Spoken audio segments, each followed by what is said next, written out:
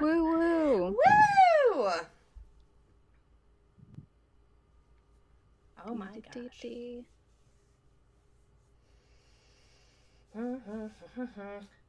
Yeah, and I guess I'm gonna do the longest day stream this Friday, but like no one in like we haven't advertised it at all. So I'll try and like whip up an ad for it cuz Yeah, I was kind of wondering about that because you had mentioned it, and I was like, well, maybe people are posting on Facebook because I haven't been on Facebook in, 3,000 years. right. But then I got on Facebook this past week and I still haven't seen anything. So I was like, oh, okay. I mean, We'll figure it out. yeah. Oh shoot, did Do, I do, do.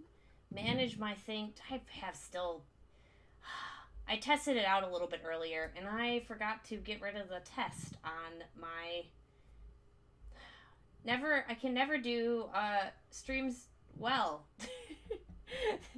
Consistent. Well, I feel like that's probably expected after coming back to streaming after how many months? 6 months? Yes. Yes, 6 months. Well, we currently have zero viewers, so I guess we can just like hang out for a bit to see if anyone joins. I might reshare the link on Twitter once more or something. Just be like, hey, I'm live. I guess I can do that too. Twitter.com.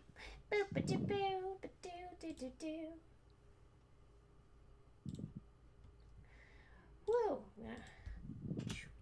And We've got one share. viewer. Woo! Woo! Welcome, viewer. Actually, maybe it'd be good to do a Kickstarter update for this too, because why not? Because We can. Because we are here, and it might be good. Hello, one person. Thank you for joining us. Looks like there's a couple people in here now.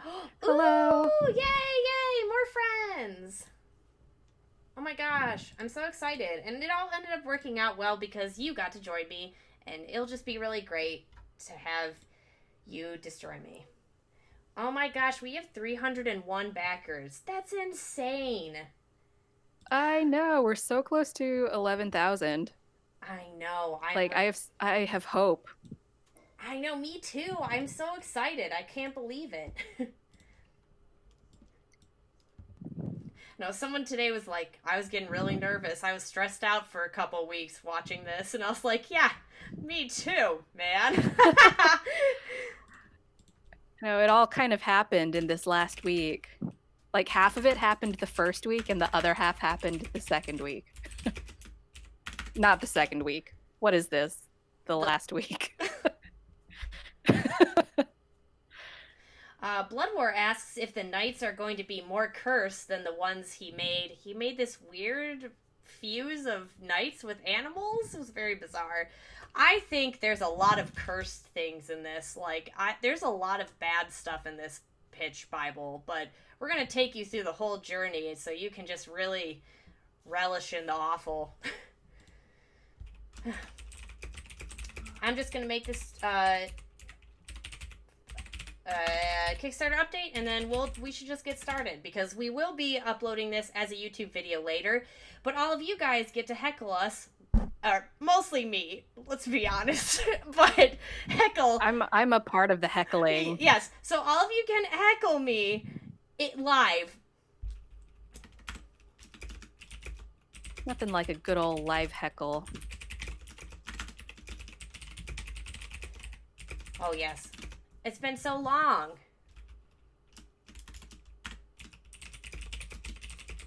I know, this used to be like a weekly basis thing.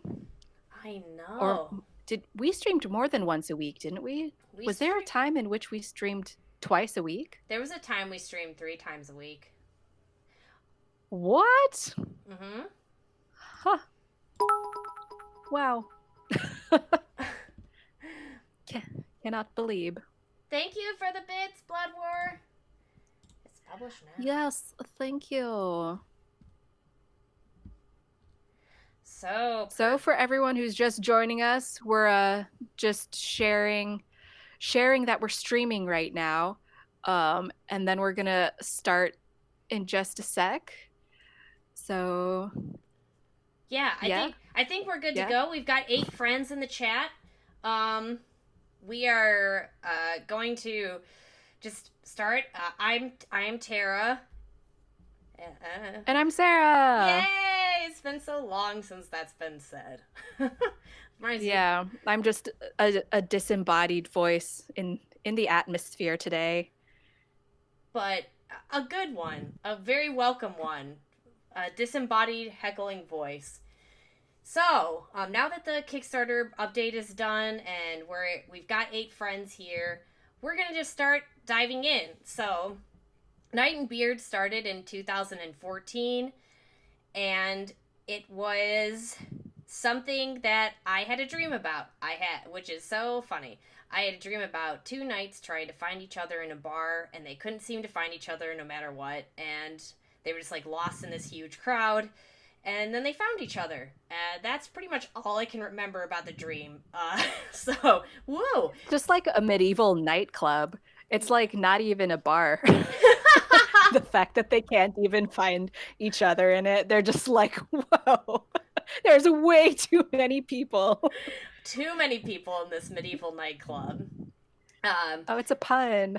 Oh, jeez. Ah. No. I feel like it's been so long since I've like experienced a live pun from you. Like, oh my god. Yeah. So this is Night. Some things to note about her is I really like to observe her stick with a random piece of cloth tied around it. I love it. It's obviously just a pen drawing, so it was fun. It was in a little square notebook that I had, and I'm gonna go to the next page. And I need to actually there we go. Just about that night drawing real fast. Mm-hmm. Like you mentioned the stick with the string, and for the first time that I saw it, because like the tip of the spear is cut off, for the longest time I thought it was a little umbrella. I just thought it was a tiny umbrella on a very long pole. Oh my gosh. Wow. I'm done here. We're done with this heckling.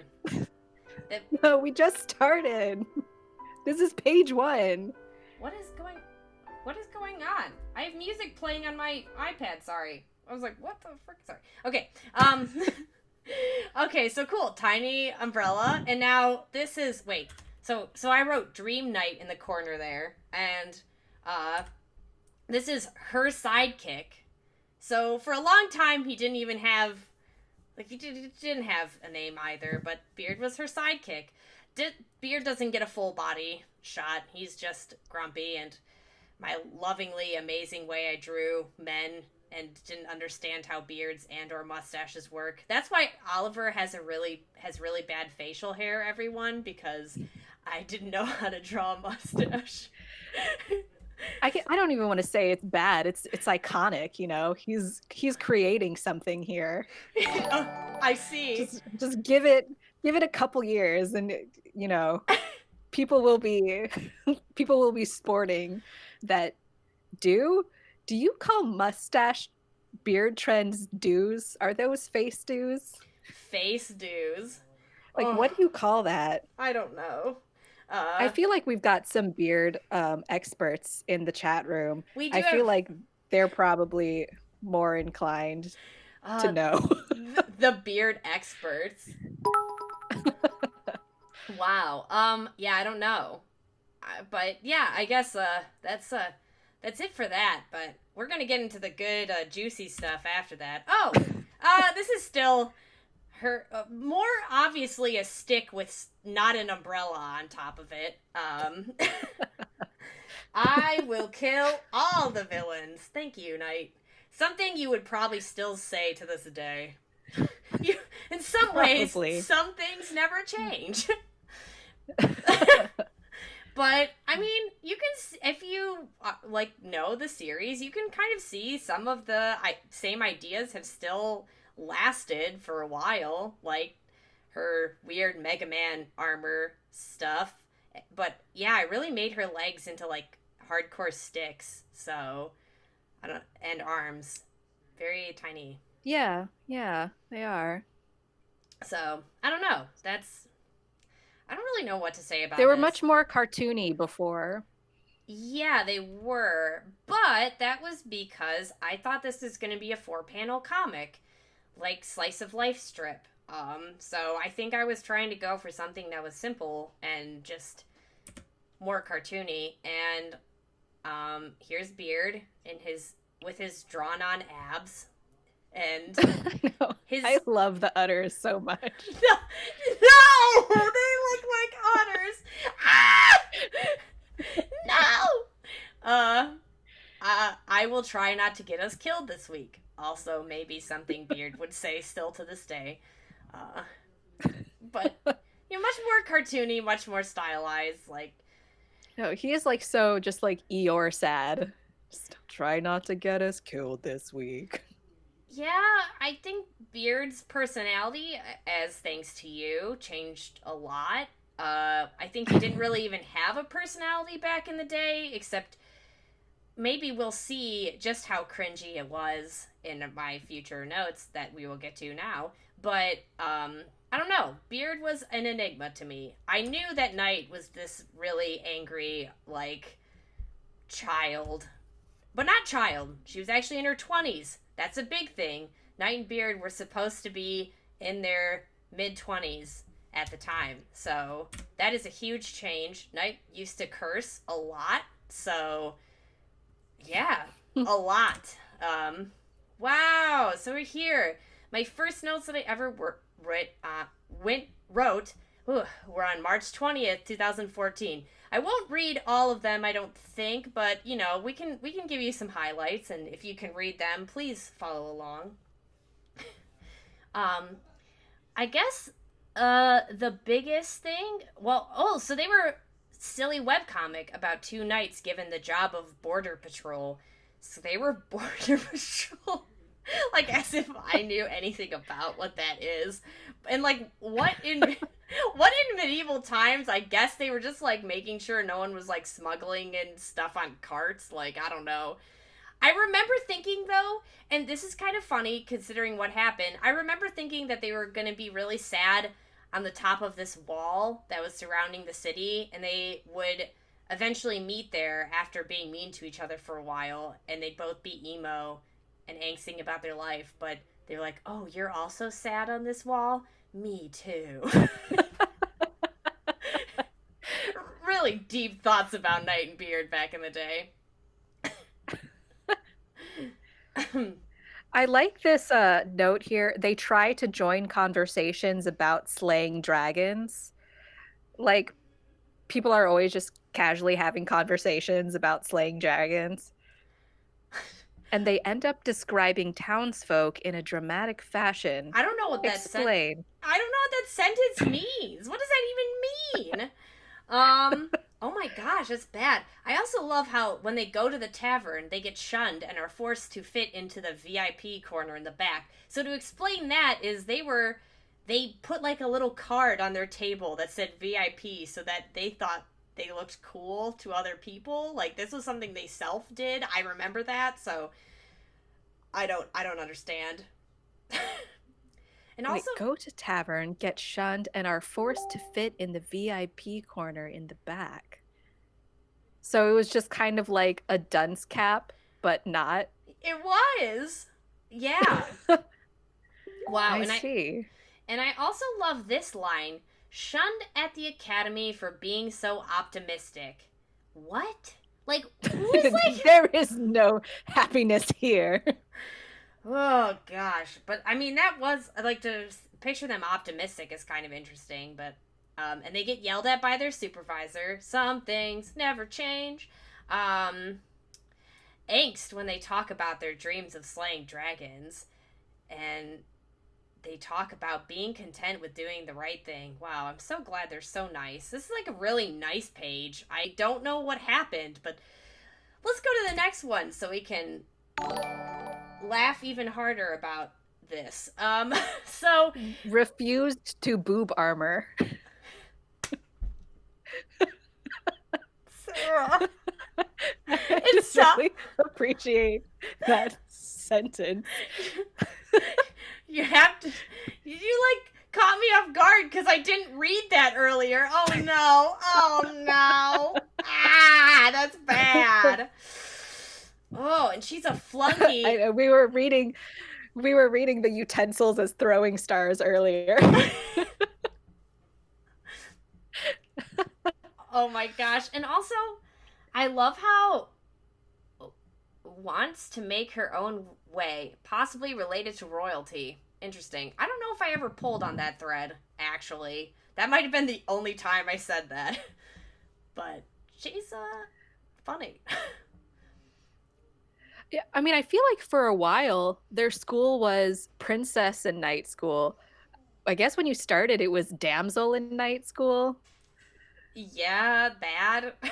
Either way, bad. You know, it does look like it was damsel school in the very first iteration. This is definitely in order of my notes, like in the sketchbook. So, your diploma is a guy. Underline 3 times so you know what it means. Woo! No, this is the most important note on the page. Now you know why she refused to boob armor. Now you know why she utensils as throwing stars. Because diploma is a guy. All right, next page. Oh, good. If anyone here has read issue 9 of Knight and Beard, there is a consistency with this note and the old one, and the new one, but they are paired up with each other, I guess. So Beard and Knight are paired up with each other. We don't know the full extent yet in the story, but let's see. I guess just kind of, this one isn't too cringy, I guess. She wanders into danger. Why is the wandered into danger in quotes? I don't know. So I guess it's like kind of cringy because why is that in quotes?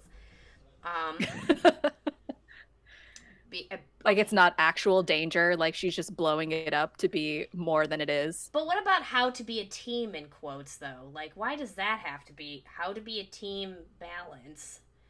I don't know what that means. I don't know. I mean, I get the sentiment of the note that she has to learn how to be a team with Beard, so that's cool. By the way, everyone, Beard was called Bearded Guy for a long time. I will credit my good friend Brandon Williams with this. I was telling him, I want to make this webcomic called Knight and Bearded Guy, and he was like, why don't you just call it Knight and Beard? And I was like, oh, okay. And I think that was like literally the whole discussion, which is super funny, but yeah, now he like gets mad because he's like, it's such a good title and I gave it to you. So he's like bitter about it.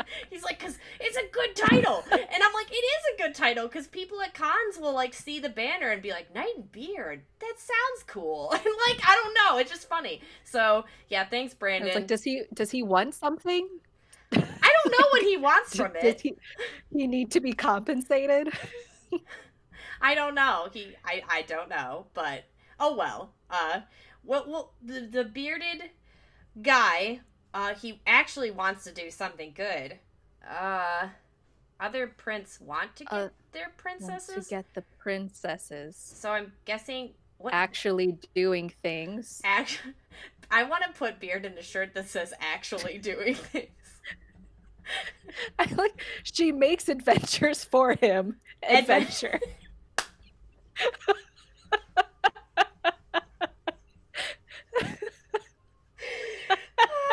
don't know why that's so funny to me. Because it's bad. Because Knight has so much like detail, and then you get to Bearded Guy, and it's like adventure. And then twice you mentioned that he actually wants to do something, and then twice there's adventure. Actually wants to do something good. Actually doing things. Beard. I'm gonna put that. I love it. So pure. Oh gosh. This next page is like really intense. More development. Bearded guy is a flunky from night school because he is lacking courage. Oh, I forgot that was a plot point for a while. That Beard like had no courage. So he like this is terrible. They had report cards at this school, and I'm pretty sure he got like D's in courage. What did you imagine that like the courage tests would consist of? I don't know, chat. What do you think would be a good courage test? If putting your hand in a vat full of bugs. One of those like, are these grapes or are these eyeballs mystery bag? Like, I don't want to put my hand in it. Oh my gosh. Oliver could just tell ghost stories until they got too scared. Oliver's the courage test. They put them in a cabin. I love this line too. Bearded guy was the only knight at the academy who was afraid to talk to the pretty princesses. Pretty princesses. Also, the pretty princesses. Also, the concept that he was the only socially awkward person, that is so fake. Like, as if, I don't know, everyone was just a big douche like Chad or something. Yeah, because everyone's cool in night school. It's true. That's their slogan. That's what they put in the pamphlets that they send out to the families. Everyone's cool at night school. Cool. He always dreamed of finding a perfect princess just for him. His lack of courage seriously hindered his chances. If only he put his fingers into the bug bag. And then he would be loved. That's all he had to do. Night school. If you're lame, get out. Yes, true. When he is assigned to night, he accepts his fate, but secretly wishes to have the perfect girl. Wow, Beard. You're really cool in this version. Night teaches him that there are all types of pretty girls in this world. He doesn't have to love them or protect them either.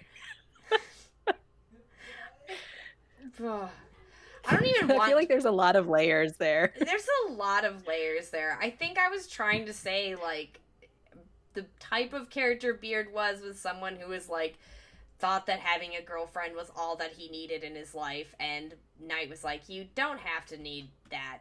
And it's just crazy to think that that's, like, not at all his personality now. Like, that is so weird. Like, he was a much different archetype, I guess. So... oh my god, we're on the next page, and I just want to say, please forgive myself from 2014, because there's like 3 different sentences on this page that just make me want to curl up and die in a corner. Oh gosh. I don't even know where to start. I feel like we should just address the elephant in the room and read basically this comic is a big F you to gender roles.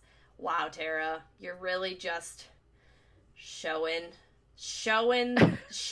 your true colors here. Nice.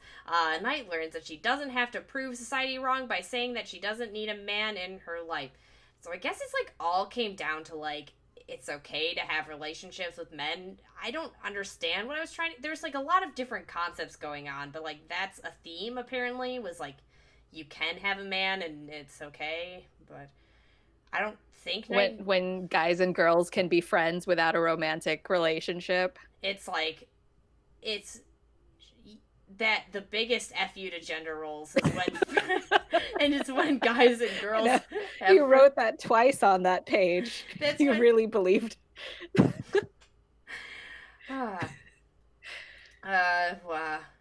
Oh, and this is a one. Beard beard guy wants to princess carry a lady, but Knight tends to do it for him. So like Knight, tiny Knight, princess carries beard. If people in our Patreon want to request that for nowadays, I would love to draw that as a sketch.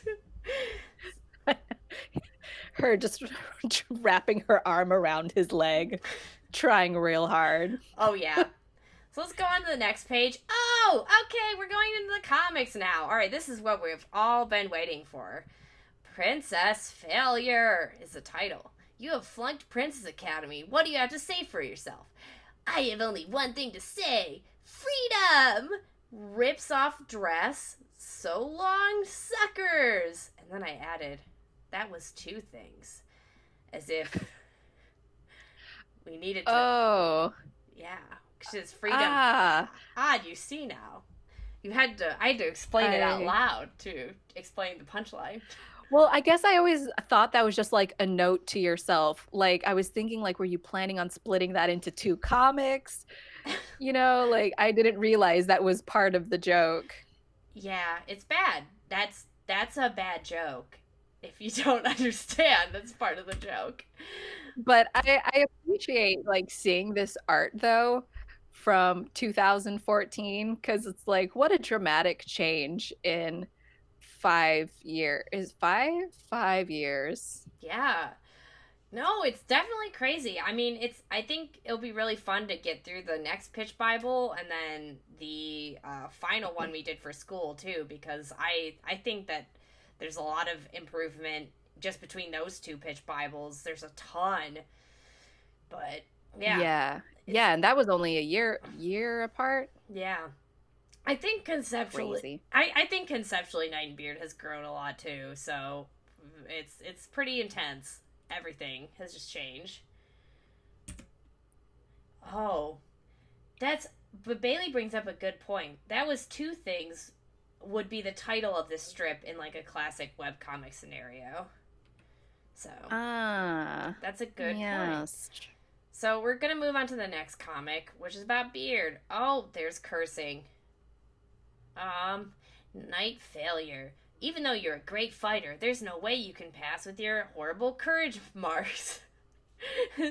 So I'm not going to be assigned a princess? Oh, you will be, but you're not going to like it. Later. F your silly princess school. I got myself freedom. I want to like zoom into this like crazy Knight face right here. Like that is just like pure insanity. The energy in that, everything. I love how for both of them it's like you flunked this school, so we're gonna eternally torture you by putting you 2 together. I also like in that last panel too, on top of Knight's crazy face, like Beard just kind of looks like Tony Stark. Well, it's probably because I was drawing Tony Stark at the time, so that's... Wow, this is actually my model for drawing Tony Stark. I was just looking at my drawings of Tony Stark from 2013 the other day, so yes, it was. If you ever want to like really look at some bad drawings of mine, they're really bad. There's like one where they look like sunburned, but I wasn't trying to make them look sunburnt. They were like making a gingerbread house, but like I just made their skin completely red. It was like, why? What? My art has changed a lot. But I also see on this page that I have a next comic. I see why you failed princess school. Oh, yeah? Well, why did you fail night school, you big baby? Princess school couldn't handle me because I can? Because I... Because... I think it's because I can. Because I can. Alright, well, we will never know. Because I can't write, apparently. Thanks, Bailey. Coming in clutch. This one, And Scott mentioned that we're $100 away from 11,000, which is very, very exciting. Yeah, that is so crazy. 10,000 $902. I am so excited. That's great. Wow. I think we could make it to Wow. 11K tonight, honestly. So let's do it. Tell your friends. Yeah. Tell your friends. So this one, Tell all of your friends. oh, I'm Yes, glad. go ahead. Sorry. No, it's fine. We're on the next comic, which was in that Comics Beat article. So you might have seen it if you clicked that link. But if you didn't, because it's fine, you don't have to click everything that I share a billion times. This one is called I've Got a Name. And so, bearded guy, excited to save the day, and we know that they're in Border Patrol because I wrote it on a handy sign. Um, It's like they're at the Border Patrol stand. yes, I have a name. I can't believe Knight and Beard are cops.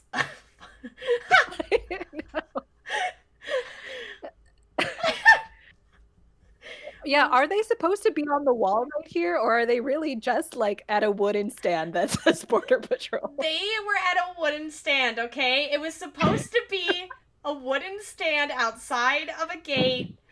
They just went on the wall to cry. That's all. They didn't do their jobs there. That was their cry place. Where they can look down upon the rest of the world and wonder why they don't fit in. Because they're cops. They're cops. Beard says, I have a name, you know. Oh, I apologize. Like, weird winky face. Also, I gave up on, like, this really small head in the corner. I don't know what that is. And maybe I was trying to say, do I look like I care? And making her angry, but I was like, oh, I'll make her sexy. And then she goes, no, you'll always be bearded guy to me.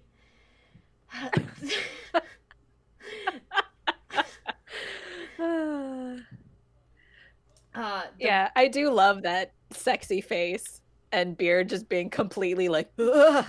I also love his like crazed pupils, like woo. I know. Oh god. I know. And is he blushing? Does he have a little blushu scribbly mark there? Oh gosh, maybe he does. Weird. Maybe he's like attracted to Knight's sexy I apologize face, and then she just severely disappoints him in the next panel. It looks like it. And we all have to appreciate Beard's udders and abs and chest drawn. But yeah, so what is it? The next comic is called Spring Cleaning Not For You, Reveal of Her Princess. It sounds like were those all potential titles that you were just like thinking out? I have a lot of shirt ideas from this stream. Reveal of Her Princess, Spring Cleaning Not For You. I don't know. There's a lot of different combinations. So I think in this first one, Knight is going through a box, and there's two boxes in the corner there, and Knight throws a thing at Beard's face, and he looks at it, and it's... Wow, I really love how I drew her boobs there. A picture of Knight. I don't know why, they just look very sad. Good stuff. Well, it fits. Like, she's very sad. Mm-hmm. Yeah, this line quality is just awful. But yeah, so he has this framed picture because they had cameras, apparently. Oh, and then I have some rigging notes on the next one. So I was like rigging 3D models while I was doing this, and that's very loosely true because I was not liking 3D. So,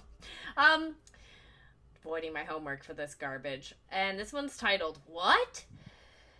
And Beard's like, whoa. And then Knight's like, what? And then she's like, is that what I think it is? And then we cut to Knight tying him up to a chair. Classic Knight and Beard moment right there.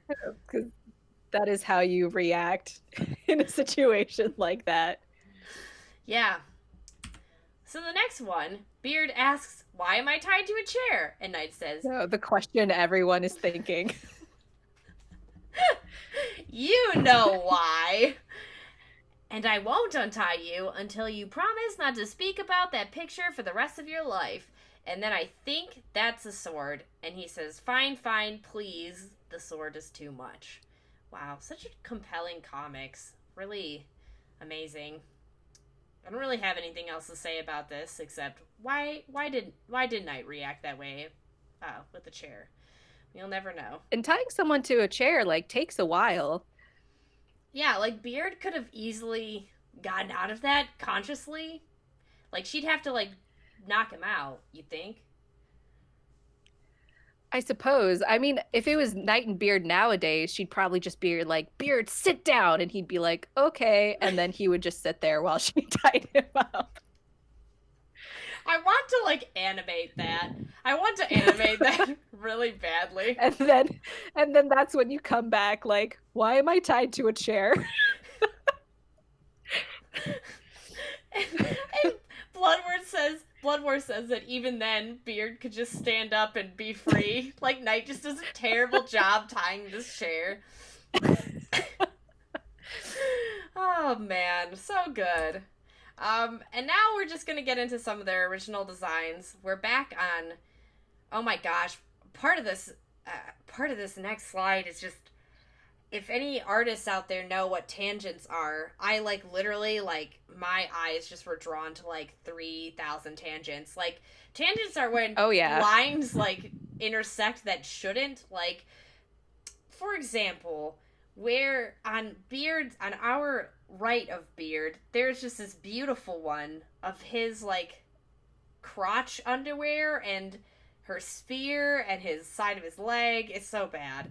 So yeah, those are the spear in the bottom of the shield, his elbow touching her hair, her finger touching the spear. The finger touching the spear. They're so bad. So there's just like a lot of. That's the sound I imagine it making. So there's like a lot of bad stuff here. But yeah, Knight's cape was actually supposed to drag on the ground. It was supposed to be like she stole it from Beard, so he had to take a cape that was too small for him. That's his blue cape, and that is no longer canon at all. I don't know where Knight got her crap, but she has it. So, yeah, I don't know. The biggest thing is my question is like Beard. Why does he have a bat with nails and spikes? I don't really get it at all. So, yeah. Well, this is the old times where Knight cursed a lot and Beard brutally murdered people. At the border patrol. At the border patrol. And we go into the next slide, which just another fun a later illustration of them. So their designs kind of like developed throughout that year, and still some of the same ideas. I've always have like fond feelings about this drawing. It has like fun energy. It's like a lot better than the one previous. It's just kind of cute. So it's like this is wholesome. But it is. As we go into the next slide, how did we get from Beard being this normal dude and then Beard being Muppet? I don't know. I don't know how Beard got the Muppet nose or how he became a redhead. I don't know my decisions, but I really like Knight's crop top. I don't know what I was trying to do with this at all. And Knight went from having the straight hair to the floofy hair too. Oh, that's true. Yes, this was the kind of start of her floofy hair, I believe. And we did keep Beard's Muppet nose. Like that's still a design element that carried over. That's true. I also like how there's like this random white dot next to the Knight and Beard logo. Like, did I just like mess up that bad? I think you just forgot to erase. Oh gosh, why aren't they wearing quality shoes? Control? I don't know. Yeah, they're just like in the woods in sweats without shoes in the middle of the night. What is happening? To be fair, I actually know what I was trying to go for here, but if I explained it, it's just, yeah. Later, someday, I will explain the full breadth of this image. um, but I do love their modern clothes so much. So, wow. If you haven't seen this great poster, Unwanted for Not Fitting Stereotypes, what a great, charmingly bad thing that I drew and said. Yeah, I love this. I know you do. I think. Uh, so, I guess I could uh, read the synopsis. Knight and Beard is a webcomic in a medieval setting where men and women attend academies to train to become knights and princesses. If you are from a rich family, you are sent to these boarding schools. These schools are separated by gender, and members of the opposite sex only interact during the prom ball and other socials. The diploma for finishing the school is a wife or a husband. Really just boring. Really just rudimentary garbage that does not hold up at all in this day and age. It's really bad for a lot of reasons. I don't want to get into it, but bad. Knight and Beard have both failed their schooling, and thus are not given a proper castle or role in society. So when you graduated princess or knight school, you were just given a castle. That that was part of the story, everyone. The school just provided you a castle. Oh, imagine what the student loans would be like. Yeah, really bad. But they're all rich, so it's fine. Instead, the two failures are paired together and are forced to do demeaning tasks given to them by the head of the guards in a small peasant town. Knight embraces the new life, but keeps itching to do more adventurous missions. Beard reluctantly follows Knight and tries to keep her antics to a minimum. And just kind of similar. They're still guards. I guess this is past Border Patrol. We're no longer in Border Patrol. The two heroes battle with their roles in society. Knight cannot handle the idea of being a princess, while Beard wants to choose her own love and not his own love and not be assigned in some silly system. Both of them fight their battles against each other at first until their journeys teach them that both sides of the system are broken. In the end, they join to destroy stereotypes and the men and women who enforce them on others. Oh god, this is really awful. I just want to puke. No, it's definitely the kind of story that like you can't ask why it's like this or else the whole thing starts to fall apart. Which I think is like what happened when I came in and was just like, why? Why? You're just like, I don't know. We tried to logically explain this, but we couldn't. Like we sat down and we're like, we can't explain this. We can't explain. Wow. So, wow, we're going on tonight. Wow, her color scheme has stayed the same. Why it's that way, I don't know. I like it. She looks good. I think those colors are cool, so I don't know. Yeah, it works. Oh, it's fine. It's fun. I mean, I don't know what else it would be, honestly. I can't imagine her wearing anything else. No, me neither. I like how crappy her cape looks, though. Like, look, the stuff that's underneath, like, in between her legs, I'm like, why is it, like, that perfect circle thing? Or, like... Yeah, it does kind of look like pizza dough. That's just been, like, dragged through the hair. Man, I'm so happy you got to chime into this stream, Sarah. Let me tell you. Knight was born into a wealthy family and shipped off to a boarding school like any other woman of high status. She initially excelled at being a princess until corrupted events within her school changed her mind. She quickly became jaded and went through the motions, constantly asking her professor for guidance. She tried to be a princess and was assigned to a knight of equal rank to her. They went together to prom ball, and after a few dates and amorous encounters, Knight slowly became restless. Once the ball came around, her pent-up anger exploded into pure rage. She destroyed the ball, ruining it for all of the students at both the Knight and Princess academies. For this reason, she was expelled from the school, and even though she was expelled, her longtime mentor felt it would be best to pair her up with a man, which is how she met Beard. Again, I don't understand this concept of, like, eternal torture, even though you failed. Like, why? Why is it a thing? But the way that it's written also makes it sound like her mentor was being like very sympathetic. Like, oh, it's too bad you failed, but I can still get you a guy. You know. Now he's also a failure, so I think you guys will go good together. I will totally admit to all of y'all that prom ball is no longer in the story, but it was something that hung on for perhaps too long. When it was finally said Oh, and gone, prom ball is hysterical.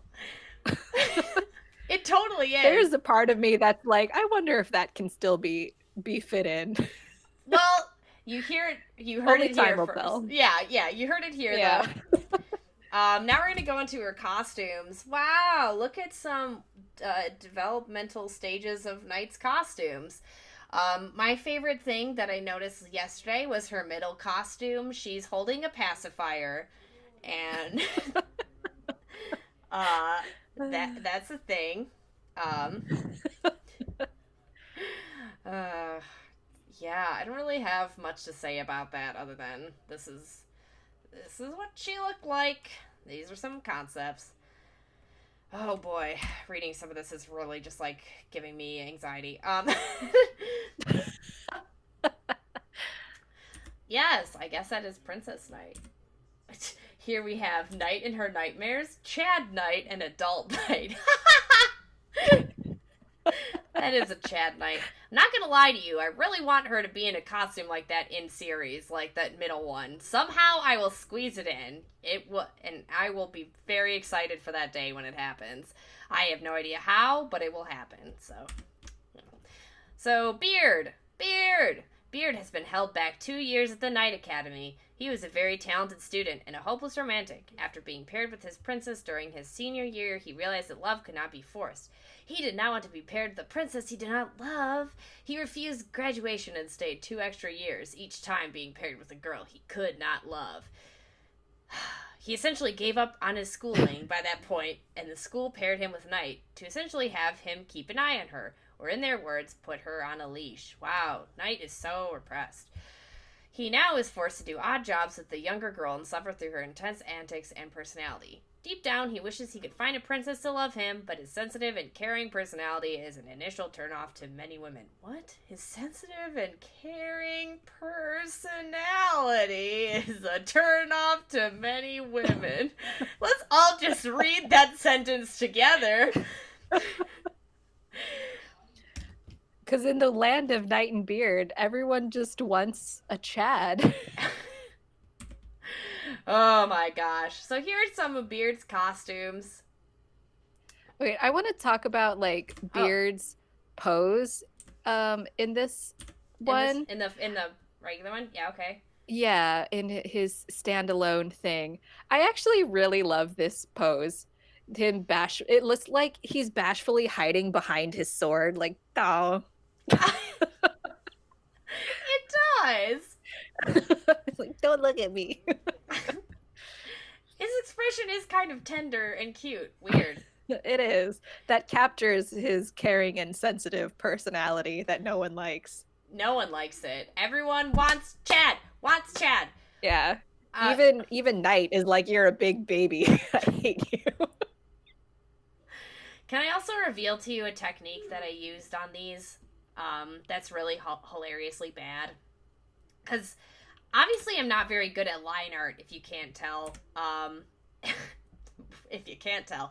But I think I went into the Photoshop settings and applied a stroke on all of these images of everyone. That's like part of the line work, is like a stroke thing. I just figured I'd mention that a weird technique I did. Wow, like the stroke tool, like the pen tool?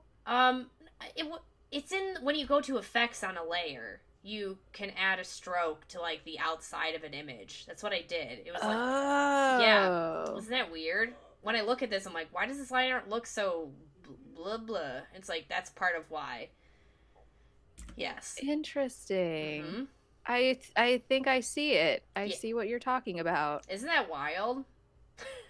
So, Oh, yeah. yeah. But let's go to Beard's costumes. I guess like he has a blue sash in his red outfit. Does Knight have one? No. No, she doesn't. Okay, just wanted to confirm that. I really like how all of the little tassels on those things look really goopy, like weird. Um, It's the pizza dough. It's just many strings of dough. oh gosh, and I do like how his It's the breadsticks. Gosh, a lot of breadsticks. I do also like how his costume is like different than Knight's costume, even though they both have like the same color scheme. But like the his like line down it in yellow is not in the center when it's the center of Knight's, but like it looks like it should be a uniform. It's like why was Knight's different than his? I don't know. That was like careless of me.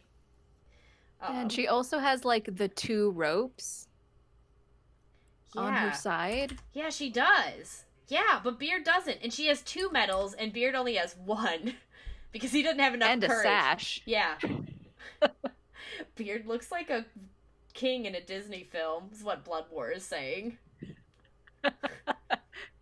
He does. He does. I like how. Yeah, it's bad, and like Lewis did say that he liked Beard's hardcore armor. I I don't know what to say about. I think the pointy shoes really crack me up personally out of everything, and his ab situation Oh, yeah. got like more intense. Like I don't know. Yeah, the hardcore armor definitely projects the bat with nails in it vibe. Oh yeah, but I Like like this is the beard that would carry the bat with nails in it. and his sword looks really stupid. I still don't know how to draw swords. You know, I hope that by the end of this series I'll know how to draw swords. I'm like throwing that out there into the world. And Blood War makes a good point. I believe in you. Thanks. Blood War makes a good point that Beard does not have udders in his final form in this page, so That is true. he doesn't.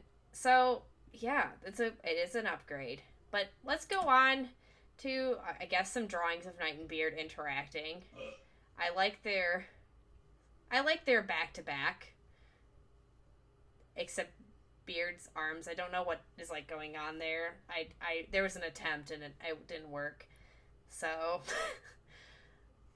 but I don't know. Beard's cape I feel like sometimes I color Beard's cape blue, but I guess it's purpley. I don't know what color Beard's cape is. Yeah, throughout this pitch Bible, it's been purple. Huh. But it's like Actually, no, it's purple. Even in your original drawings, the original colored ones, it was purple. interesting. Weird. Well, Huh.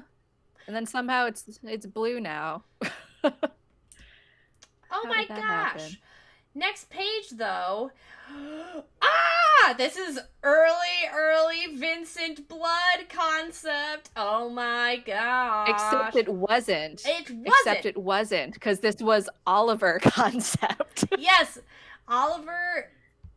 Vincent Blood's design was supposed to be Oliver. He was supposed. His whole joke at the time was he was supposed to be this Silverette character that wasn't aggressive and like mysterious. Instead, he was just kind of like a really sweet dude, and like everyone just assumed that he was a jerk because he was basically a Kingdom Hearts villain. Very apparently so. But yeah, no, his whole shtick was like he was just kind of chill and super nice, but also was like mad at Knight and Beard all the time.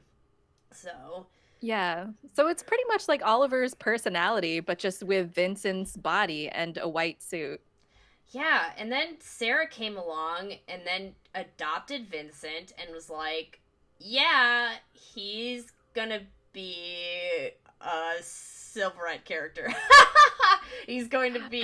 I feel like I don't even know what happened with Vincent, because it was a long time before I adopted him, because Chad was definitely like my first one Born. that I took under my wing, and then and then Vincent came in later, and because I know he was already like well into the Silverette before, like we were very heavily invested in the plot before I was like, I really connect with Vincent.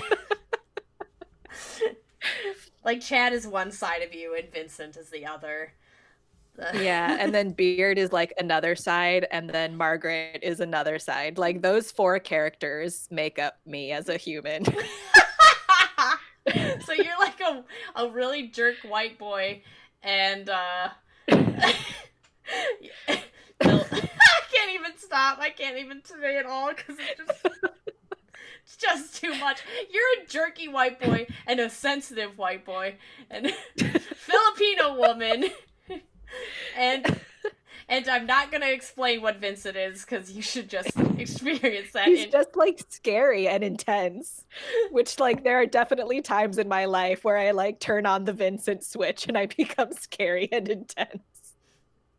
Um, Susan Bell asks if Vincent is your baby, but I guess you did kind of answer that he's just part of you. You can't kill him. He's a part of you. Yeah, he's honestly like the oldest of the boys. Yeah, it's true. Yeah, he's the oldest son, The oldest. but Chad is the first son, if that makes sense. They were all adopted. Yeah, because you really did like kind of adopt the series and make it into your own. So like I'm not. It's not fully yours. You know what I'm saying? Like you've just made it. You have changed Yeah, Night like significantly. I came in and put some input and some characters that you didn't care about. I was like, I'll care about them. Yeah, because well, we're about to see how little I cared about Chad in a second, but we also I want to comment on the fact that in this pitch Bible I have named no one.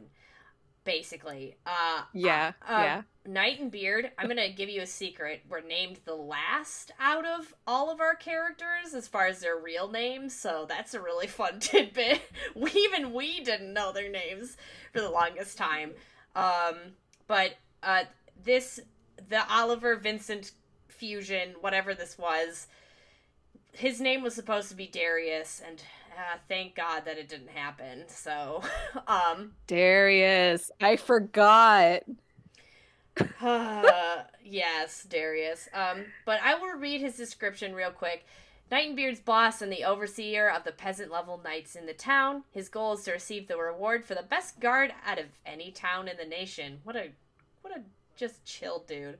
But Knight and Beard's antics continue to push his goal further out of reach. He does not have a temper until the two of them push him over the edge, which they do frequently. So he's just like Oliver.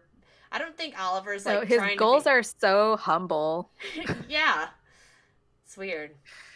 Weird to see him, but we'll move on. And also we all have to appreciate the pizza dough of his cape because yet again, I don't know how to draw fabric apparently. So, Chad. Can you guys see how much I hated Chad back in the day? I made him so ugly. He's so gross. You like look at side by side new Chad with this Chad and you're like, whoa. But a fun fact,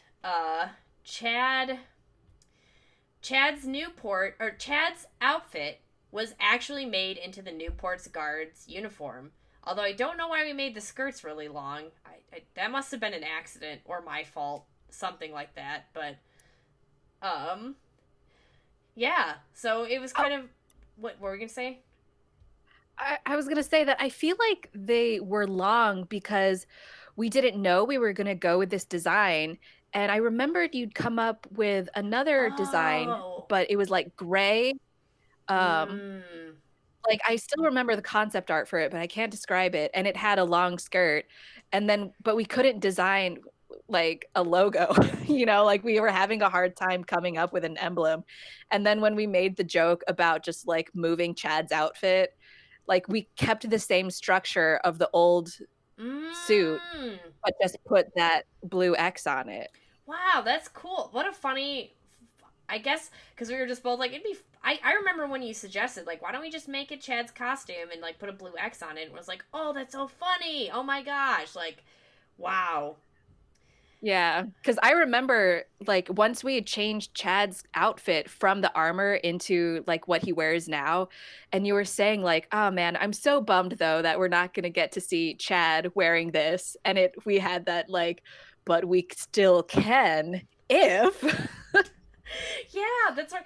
So sometimes I feel like my nostalgia for my original concepts comes out in Knight and Beard, for better or for worse. But I think the Newport Guard uniforms are hilarious, especially when you look at them in comparison to the Grand Covenant uniforms, which look awesome, thanks to Tanner's cool logo and Sarah's design. And I feel like it just makes it funnier. Newport all just looks like schlubs with this X on them, and like the Grand Covenant's like royal purples and gold and just Yeah, yeah. the Guard is like the high school band that has like 80 kids in it, and then they come to like the marching band festival and they see the one band with like 200 kids that all have like super pristine outfits and like white instruments.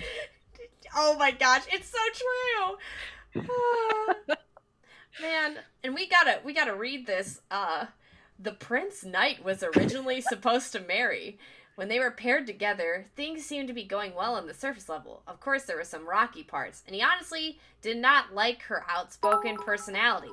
But to him, Knight's freakout came out of nowhere. He has vowed to get revenge on Knight for ruining his prom ball.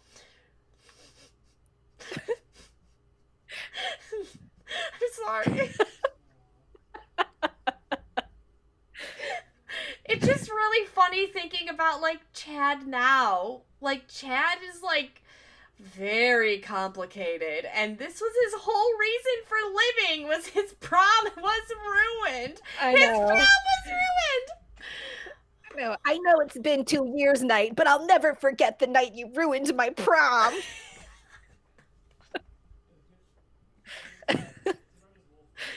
ruined. One day I'm gonna beat you at a sword fight. To prove that you were never cut out to be a knight in the first place. Oh, man. And I was telling Tara the other day that the thing that I love so much about his desire to beat Knight in a sword fight is that the story beats didn't change. Like, he beats Knight in the sword fight in like the second chapter.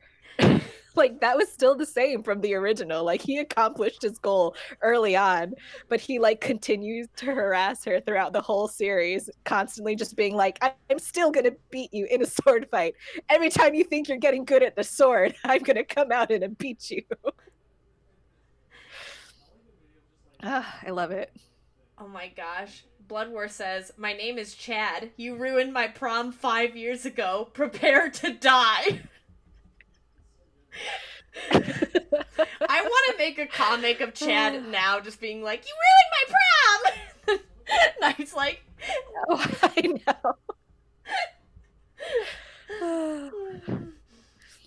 know. And let's go to the man, the myth, the legend, the poet. Wow. So he is Chad 2.0. Don't know what else to say. He's wearing a lot of bloopy fabric. More fabric. A bard at the local bar that Knight and Beard frequent. He writes poems and ballads about Knight, and she eats up the attention at first, which does not happen in our current Knight and Beard, I may add. However, his obsessive nature becomes too much, and he does not take well to rejection. He is yet another boy out to get revenge on Knight for her endeavors. I'm gonna tell you that back when everyone was like in their 20s, Poet and Knight were actually supposed to sleep together, and that is obviously not going to happen in this version, but it is worth noting because Knight and Beard's age changed a lot of the stuff in the story. It changed a lot of those beats, and for good reasons. That it just bad. So just worth mentioning though. It's like I wish I remembered the point in time where the poet's character changed from being like Chad 2.0 to just being like the marshmallow that he is today. What happened? I don't remember, Sarah. I wish we had recorded our early writing sessions, because it had to have been during those. Like, we had to have made the decision that he would just be better being cute and just like sweet, because there's like kind of a lot of jerks in Knight and Beard almost. Like, I think that it's kind of nice to have like both Poet and Beard being like very soft and sweet, you know. I think they both are a good Mhm. balance, so how old is everyone supposed to be now? Oh my gosh, I had their names written down. Or names, ages written down. I'm pretty sure Poet is 12 now, so he is not 20. Um, Yeah, he is a baby. Knight's 14. Uh, Chad and Trevor are 16. I'm pretty sure Vincent is supposed to be 20, I think. Him and Beard are like the same So maybe age. They were in the same. they were 18 then. So Vincent's 18. Yeah. I'm sorry. Oh yeah. He just carries himself like he's ancient. Vincent's an 18-year-old. Yeah, he's 18 years old, but also 18,000 years old. uh And oh yes, Knight is very popular amongst all the characters in this version. yeah. It very much had that, like, this girl's not like the other girls vibe, and that makes her really cool. Yeah, bad. Bad. This is bad. I think Oliver and Robin are both in their 30s. I think Oliver's 35 and Robin's 30. And Margaret, I think, was older than Beard. I think she was like in her early 20s. Um, Yeah, I think I so. think she was either like 20 or 22. I love how like unsure this conversation is. We're just like, I have it written down somewhere. Whatever. We'll just move on. A Poet was Chad 2.0. Now he's not. Who's next? Oh, yay! I'm throwing something. This character, Layla. Let's read this description. Layla was Knight's best friend during their early years. Layla was excellent at fire magic and a prankster. She was transferred to another school early in Knight's 10th year and has not been seen yet since. The reason for why she was transferred is a mystery. No one outside of Knight and the professor know much about her, but Knight still has pictures of her hidden in a box under her bed. So, this character has not shown up in Knight and Beard yet, but we figured we'd just share it anyway because we actually really don't know her full scope in the series. So, yeah. yeah, She's very much... she's Yeah. shrouded in mystery. um... But yeah, she's like a cool character. And yeah, we still have a lot to figure out with her though. Yeah, I think we've gotten close to what she's going to be, but like I think we just need to take like a few more steps into what she is. But I personally have been suffering for the past like 5 years because she was actually one of the first characters I developed for Knight and Beard. I should have included some of those old sketches. I feel kind of dumb for not doing it, but yeah, she was like one of the first 5 characters I developed. It was her, Chad, Poet, and Knight and Beard. So it saddens me that we haven't gotten to her, but issue 10 gives me a little bit of a bone, but not a lot. So look out for issue 10 for that experience. But yeah, so I'm very excited about her.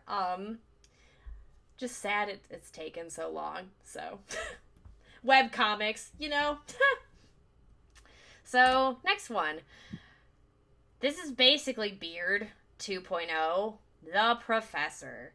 Can we all guess who he is now? He was Knight's mentor all throughout her school years.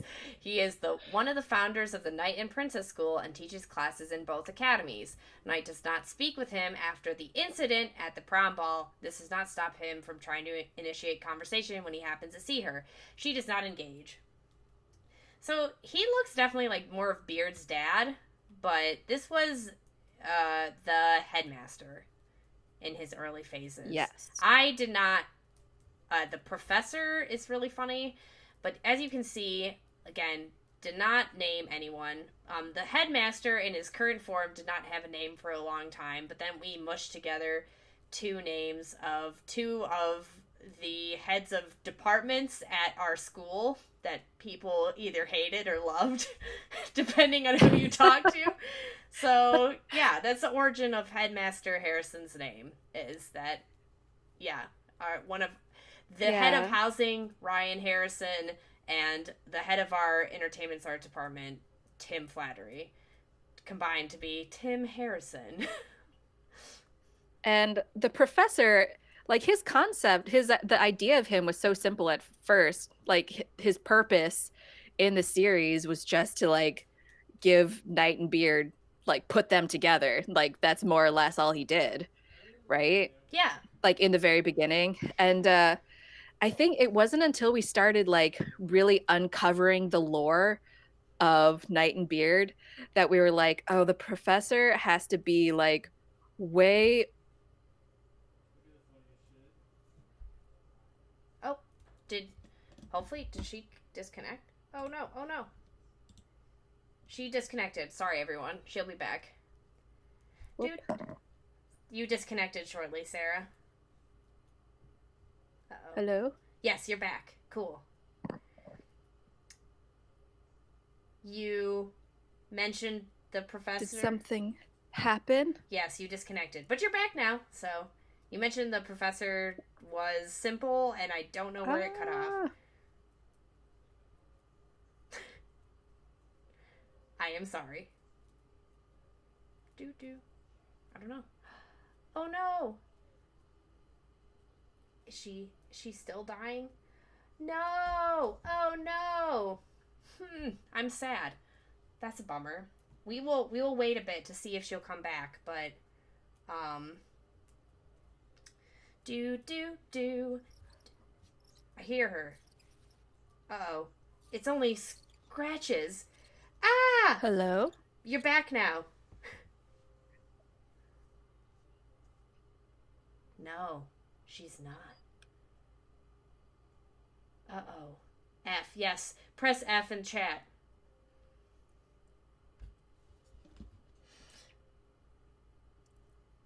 Yeah, it's weird. You can only hear little crackles. F, thank you. Thank you, everyone. All of us, please put the good energy out that this... Yes. Press F in chat. Oh, now I'm being echoed back? What? Am I here? You are finally here. Weird. You can only hear little crack. Oh, but you also hear my voice now. Thank you, everyone. Echoing?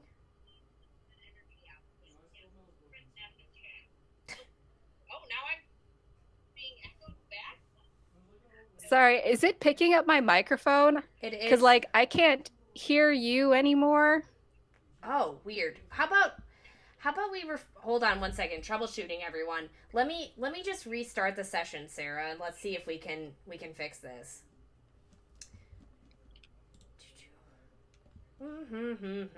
Sorry, everyone. I want to make sure Sarah's here because she was saying something cool, and I think we've got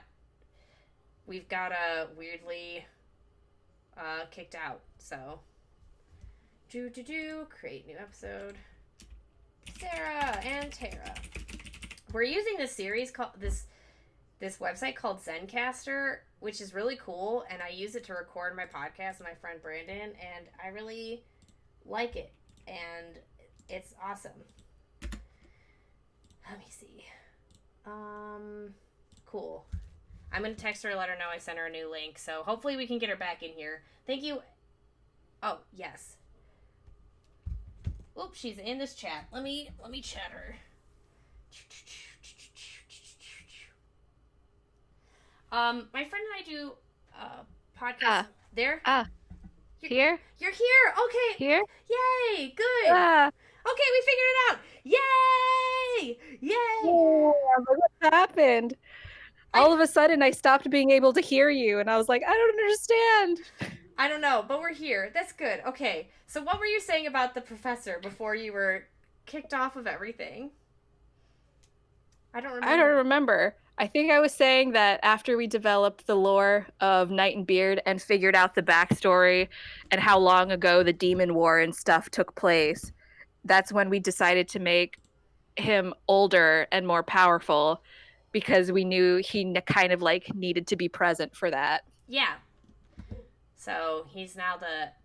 And I will say, we actually didn't design Harrison until we were doing issue 6 of Night and Beard. We did this as a pitch in our college classes, but I remember we just did not get to designing him in school. I remember it was something we tried to make time for, but it just didn't happen. So he was designed late in the game. So yeah. Are you still here, Sarah? Oh, I hope Yes. So. Okay, good. Yes. Good, sorry. So I guess the rest of this pitch was just kind of like, oh, here are some background characters. I've never used any of these in the series. Some more background characters. Cool. Really bad Flash animation background I did. Cool. Really exciting. There's Poet right there in the corner. Is that the... I know. It's so funny to see him in this like little lineless thing. With his smirk that's like going over his hair. This actually brings up a point where when we were first doing Night and Beard, where you were like, are we gonna put eyebrows over their hair? We have to make this decision. And I was like, oh, I didn't even realize that I was doing that. And I was like, oh shoot. And so I finally was like, no, we won't draw eyebrows over their hair. But if you have noticed in this whole pitch, most characters' eyebrows are drawn over their hair. Chad's, all of them. But yeah, Sarah was like, did you do that because of anime? And I was like, yep. So yeah. So that was something that was talked about. So moving on, part of the pitch Bible I did were the first 3 episodes of Night and Beard. First 3 issues or arcs. I don't know what I thought this was going to be. So, puppet propaganda! Yay! The introductory issue shows Night and Beard on the job. We are automatically thrown into their daily routine. We start as they are assigned to do a puppet show. Beard loves the idea of talking like a princess for fun, but Night is upset that she has to encourage stereotypes. She throws a fit and ends up starting a fist fight with Beard. Their boss storms out of his office to see the destruction for himself, and once he does, he immediately assigns Night and Beard to do an even more tedious job. So, in essence, it's pretty much the same, honestly. It is. It's still the first issue. Probably because when we were first starting, I think we didn't change a lot of Night and Beard, but now that we've gotten this far, I think we're more willing to kill the puppies, as a phrase that is used in storytelling. So, yeah, we just kept the first issue the same. And it was also like the context in which we were writing, because we were doing it for class. So side by side, we were figuring out the overarching story while we had to create the first 2 comics of Night and Beard. So it was just easier not to change those first 2 comics, because we needed to like get a move on it. Yeah, absolutely. So yeah, that's kind of why they're simple, because they were kind of based off of very simple ideas. And Blood War, great timing.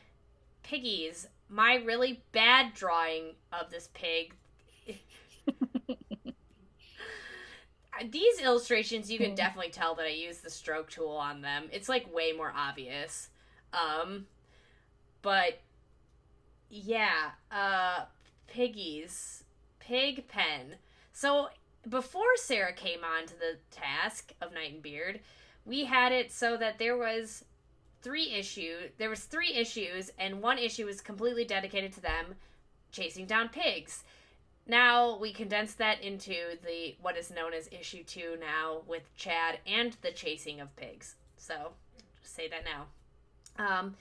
Night and Beard are forced to round up 3 pigs that have escaped a farmer's pen. The 2 of them bicker as they travel around the city. They have very different ideas of how to execute and create a plan. The viewer sees that Knight jumps headfirst into a plan without thought, while Beard thinks too hard and is reluctant to jump into action. They end up capturing the pigs after they decide not to work together.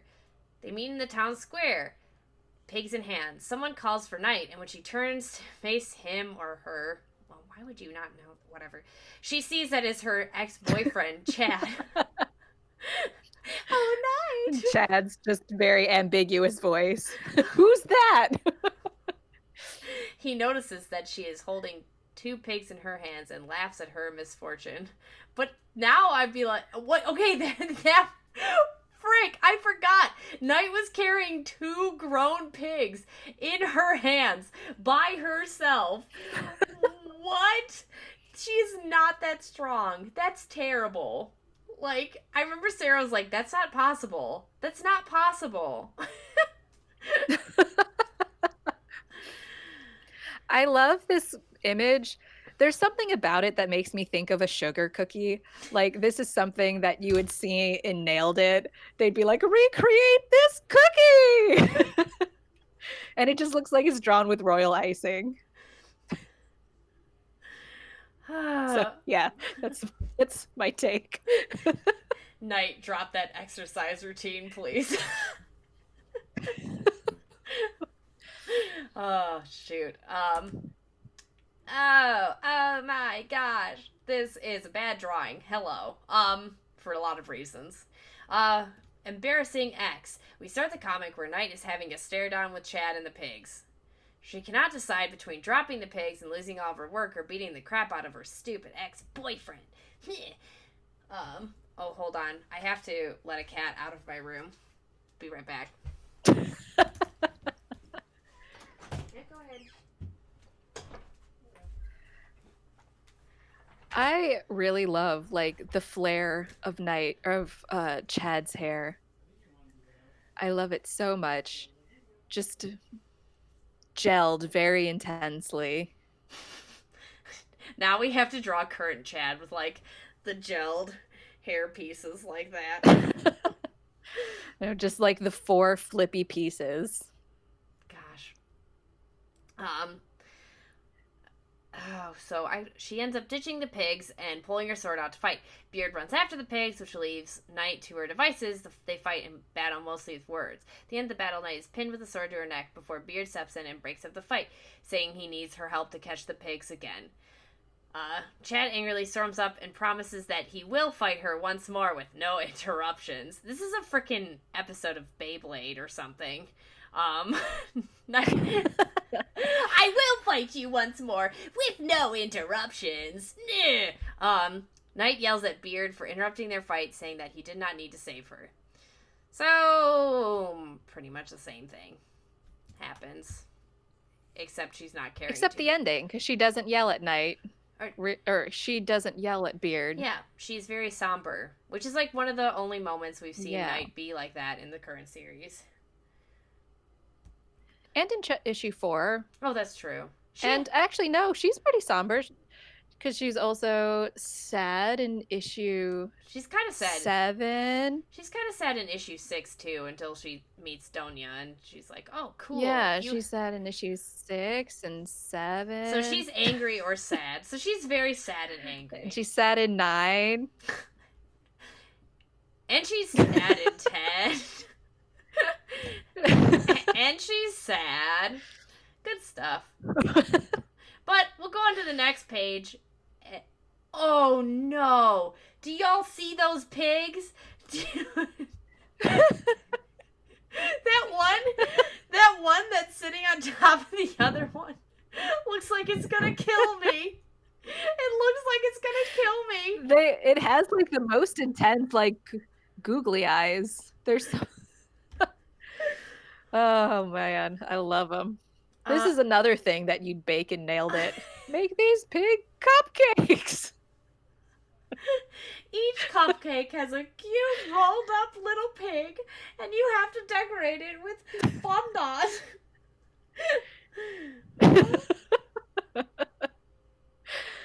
I love how these have descriptions too, as if like the images aren't enough. The 3 pigs that Night and Beard have to chase around for their jobs. Okay, Night and Beard were assigned Animal Patrol by their boss. Animal Patrol? Animal Patrol. Dude.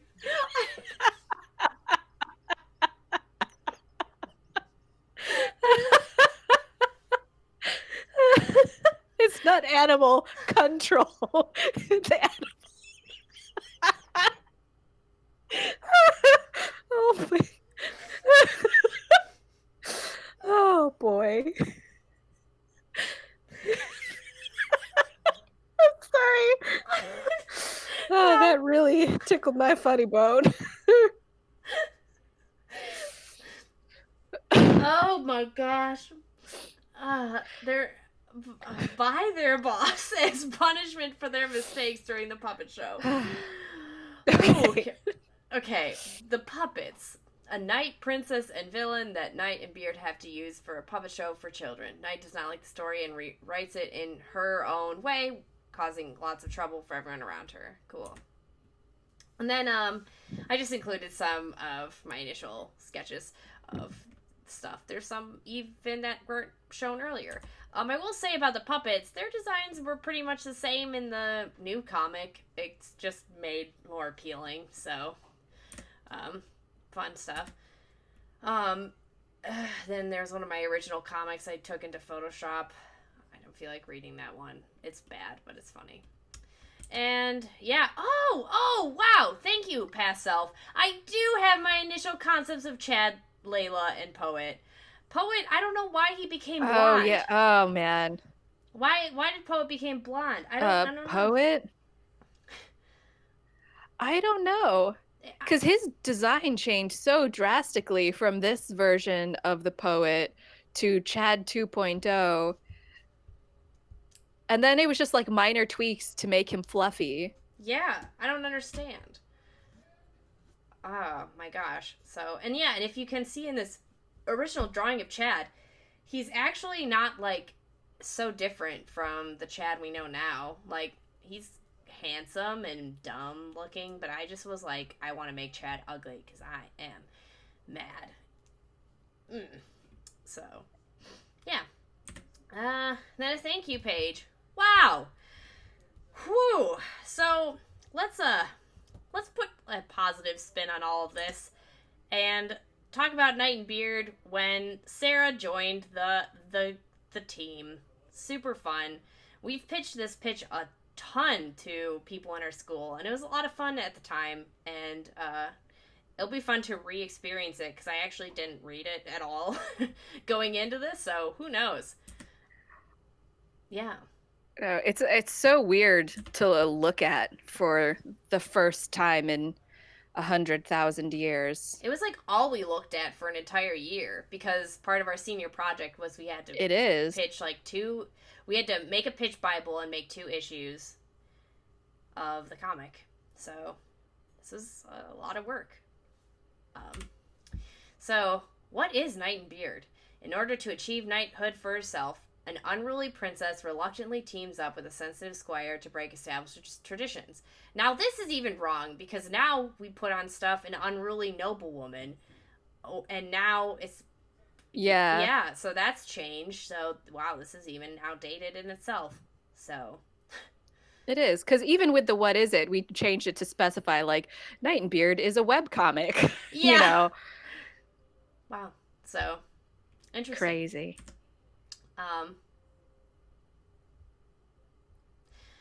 In the world of Knight and Beard, wealthy boys and girls go to school to become knights and princesses, and upon graduation, the young men and women are partnered together for marriage. If you can tell from this pitch Bible and from the previous one, the world at large was not developed. It was mostly just this, like, subset of nobles.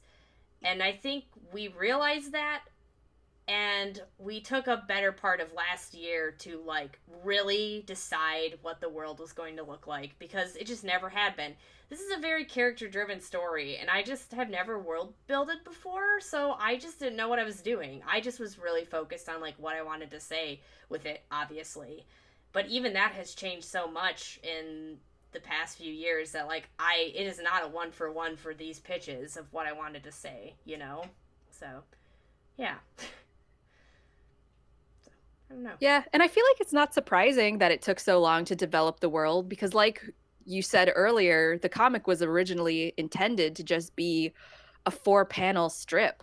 So when you go from, like, this 4-panel strip where you can have this really contained world to, like, turning it into this epic fantasy, like, there's bound to be some hiccups along the way. Mm-hmm. But I'm very proud of what we are building now. I'm very excited. And I think we've learned so much making it that it's really cool to see it come this far. So here's Knight's page. Knight is a troublesome young guard who dreams of becoming a hero, but her upbringing as a princess has given her a disadvantage during fights of any sort. Knight vows to gain the skills necessary to fulfill her ambition.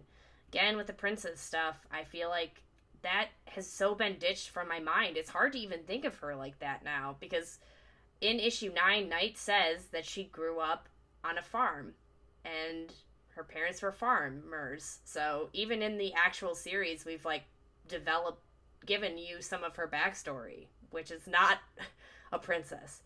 She had money, but not castle, you know? So Yeah. it's fun. So Yeah. yeah. It's just weird. I forgot that was such a big part of this pitch, honestly. Like, I'm like, whoa, whoa. So we get to Beard. Beard is a skilled knight with a natural build of a great warrior, but his soft heart has given him a weak stomach for conflict. Fortunately, Beard's partnership with Knight involves more tussles than he'd prefer, but his immense loyalty fuels his determination to help her accomplish her dream safely and sensibly. So, yeah. Some really good initial Sarah sketches of Beard and Pig. Her pigs look not as And scary. Pig. Yeah. Knight is the princess of the corn. Yes. You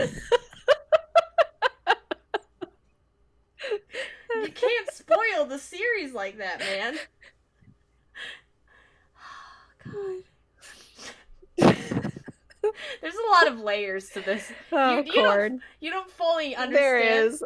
It's like there's so many things to talk about with the people, the corn people.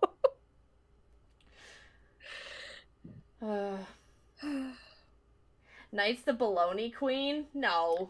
She's the princess of the corn. I'm gonna reveal that to y'all right now. Oh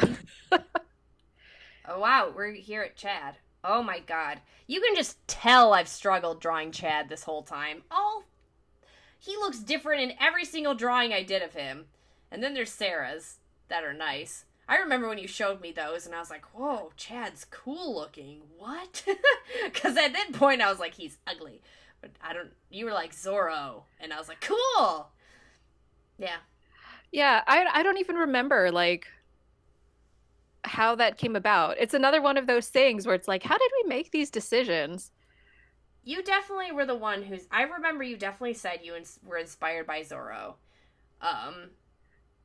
That's all I know. And he dual wields. Very important to note. Hasn't used those swords yet, but whatever. He does dual wield. He doesn't need to. He's a very talented boy. Let me read this. Chad is a figure from Knight's past that travels the world as a mercenary. When work brings him into town, he reemerges in Knight's life as a thorn in her side. Ah ha ha, Rose. Puns. Don't know how Chad became the Rose Boy. I can't remember how that discussion happened, but he did. And the end. We probably just made a joke. I'm positive we made a joke about the rose wall or something. And because we have to commit to every joke we make, we were just like, yep, yeah, let's just go. Just keep going. All the way. Now we're at Margaret. Margaret is a laundry woman and a longtime friend of Beard who balances his soft-spoken politeness with her easygoing, playful personality. Sarah, you can talk about her. You are the originator of Margaret. Yeah, and I don't have... There are no, like, original Margaret sketches in here, but for anyone who's pledged to the Kickstarter, there's going to be original Margaret sketches in the sketchbook. And Margaret was originally a princess. Yes. The way that Tara had written her. She was a princess that, because Beard was very obsessed with like finding a princess to love, but he needed to find his true love and he couldn't find it in school. So she was a princess that he met while he was him and Knight were out on adventures, and the two fell in love with each other. And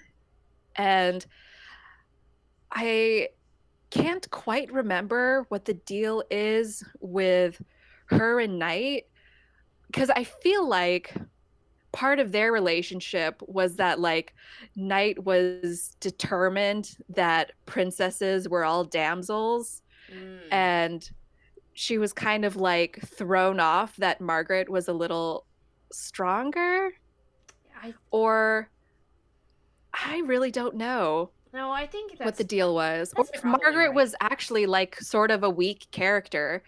And I really don't know. It's like there were so many like iterations of her that I can't even track anymore, like where she began.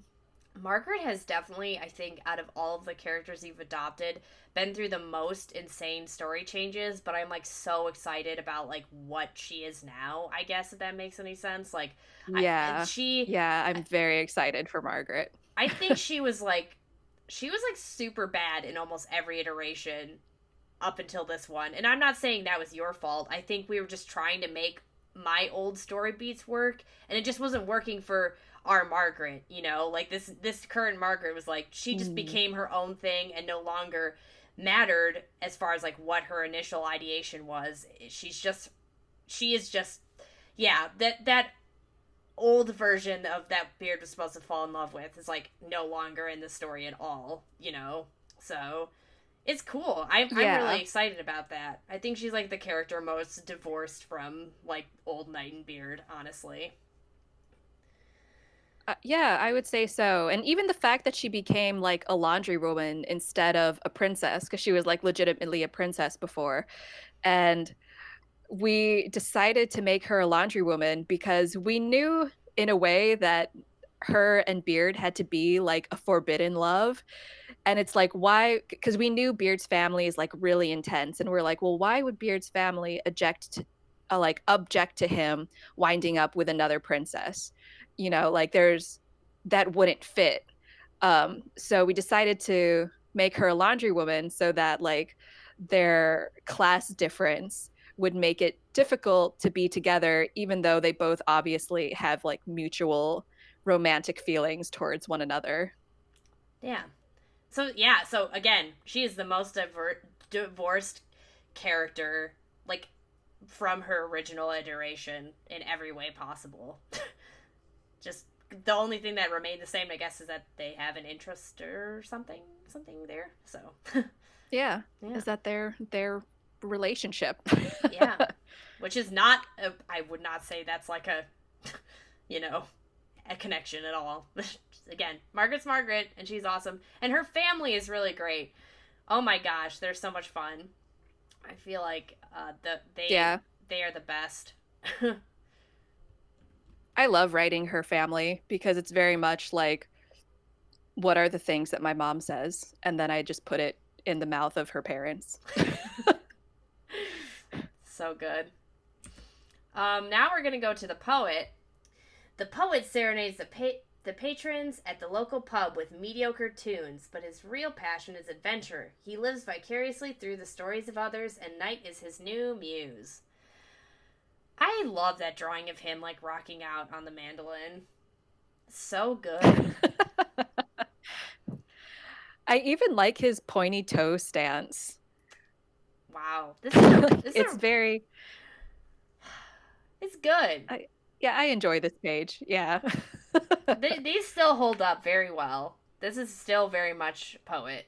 So I don't think he's changed a lot. Once he became this fluffy version of himself, I think he's just been like, I am this, you know, I am the fluffy. Yeah. So yeah, he's stayed the same, but good stuff. Um, wow. Oh my gosh. Oh my gosh, Oliver. Oh my gosh, this is wild to look at him. I did try to give him a mustache in one of those drawings. Whoa! Whoa, I tried! I tried! Also, I want to say that Oliver changed in design because Sarah was like, I am going to make him really buff. That was it. Totally on accident. Yeah. There was something inside of me because I was trying really hard to like follow this design, but every time I drew him, he just grew slightly more buff, like slightly more V-shaped. slightly more chiseled. And I was like, I don't know what's happening. I can't stop myself. Where did all these muscles come from? Lord help me. And you also made him like way more aerodynamic. Like the back of his head is all like pointier and like less of like this He shape. is. He is a sports car. Yeah. So Oliver is the captain of the guards in the port town, where his warm personality has put him in high standing with the citizens. Regardless of all of Knight and Beard's failed assignments, he remains the sole person who believes in their potential to do great things. So, yeah, still pretty same. He likes them. All right, and then Yeah. Oliver's onto good. onto our. I'm not really. Wait, hold on. I'll go back. I'm actually not really sure how he became, like, why we decided to make him. Oh! Oh my gosh, I just remembered something that is really wild that I can't believe I forgot. But Beard was supposed to have a mentor from the Princess Knight Academy.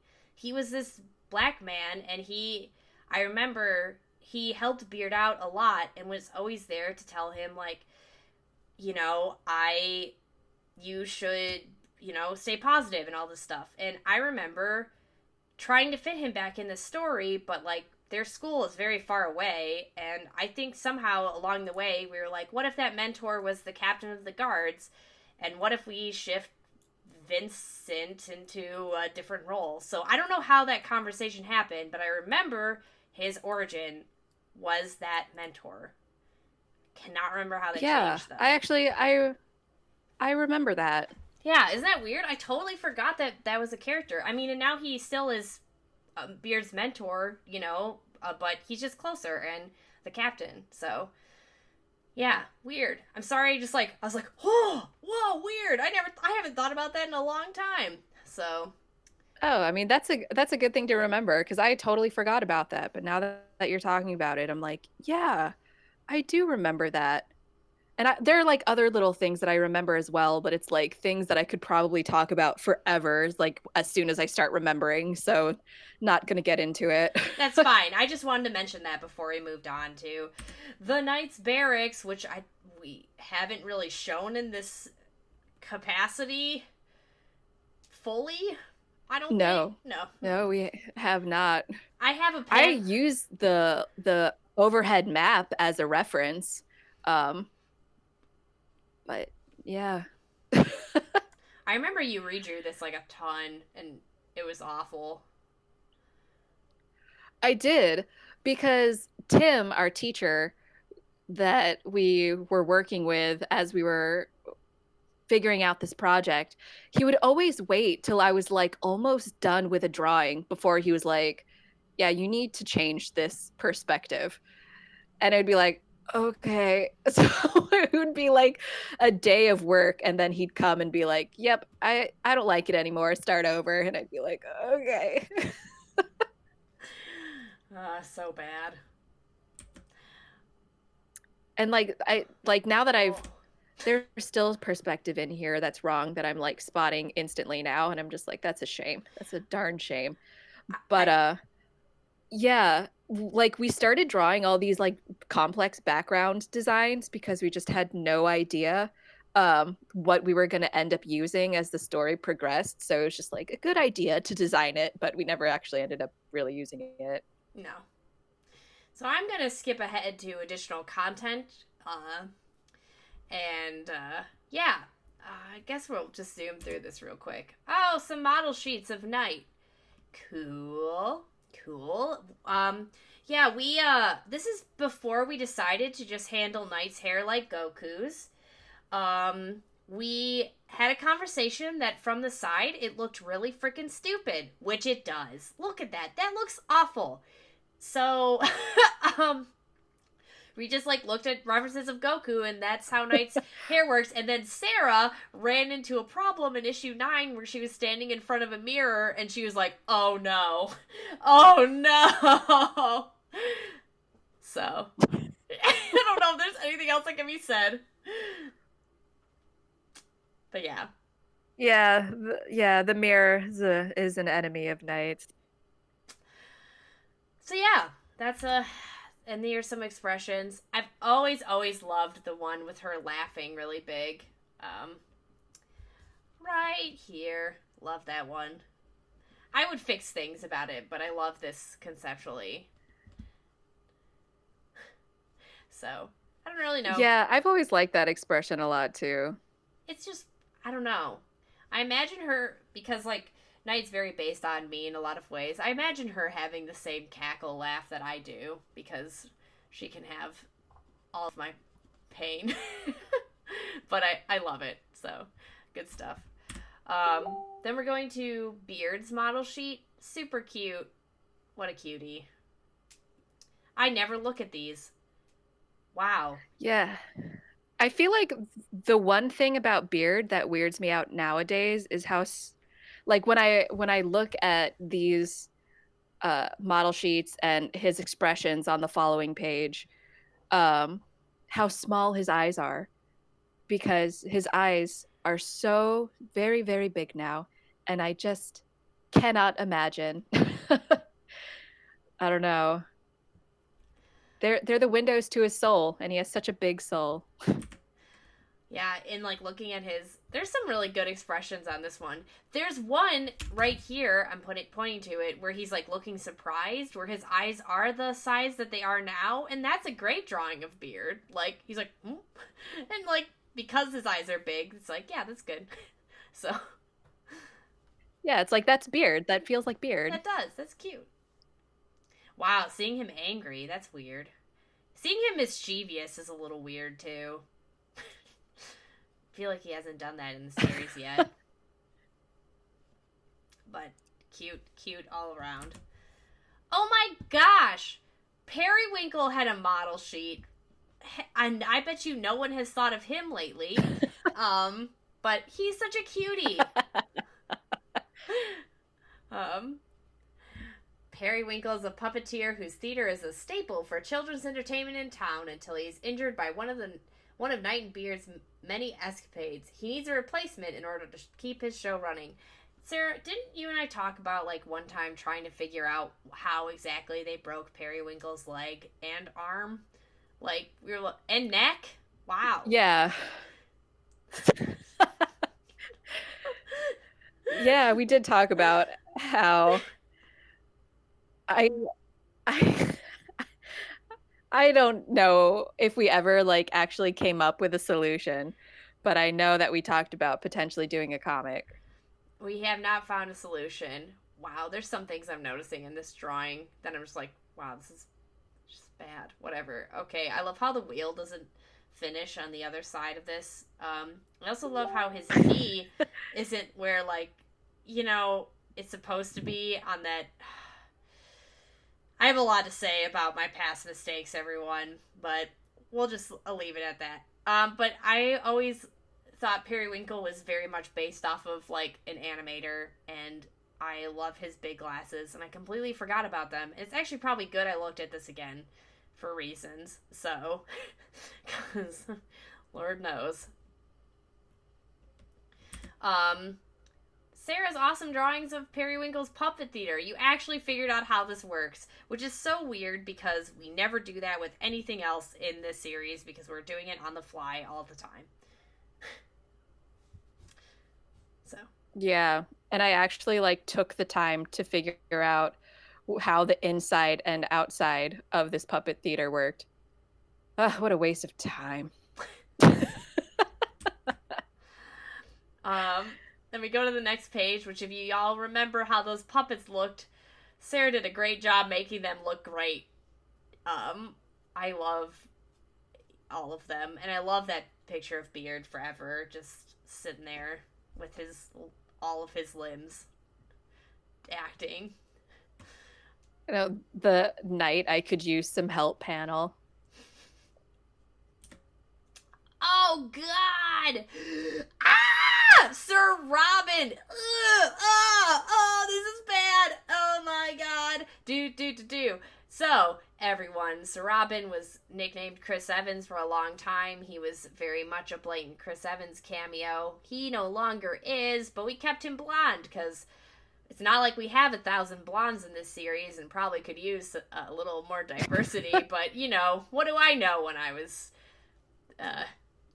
that age, I guess, and stupid. But yeah, this is bad. I definitely referenced a Chris Evans like picture on this one. I know exactly which one it is. It's super funny. Like I looked at that, I'm like, oh, I know what photo that is that I used. I'll try and find it.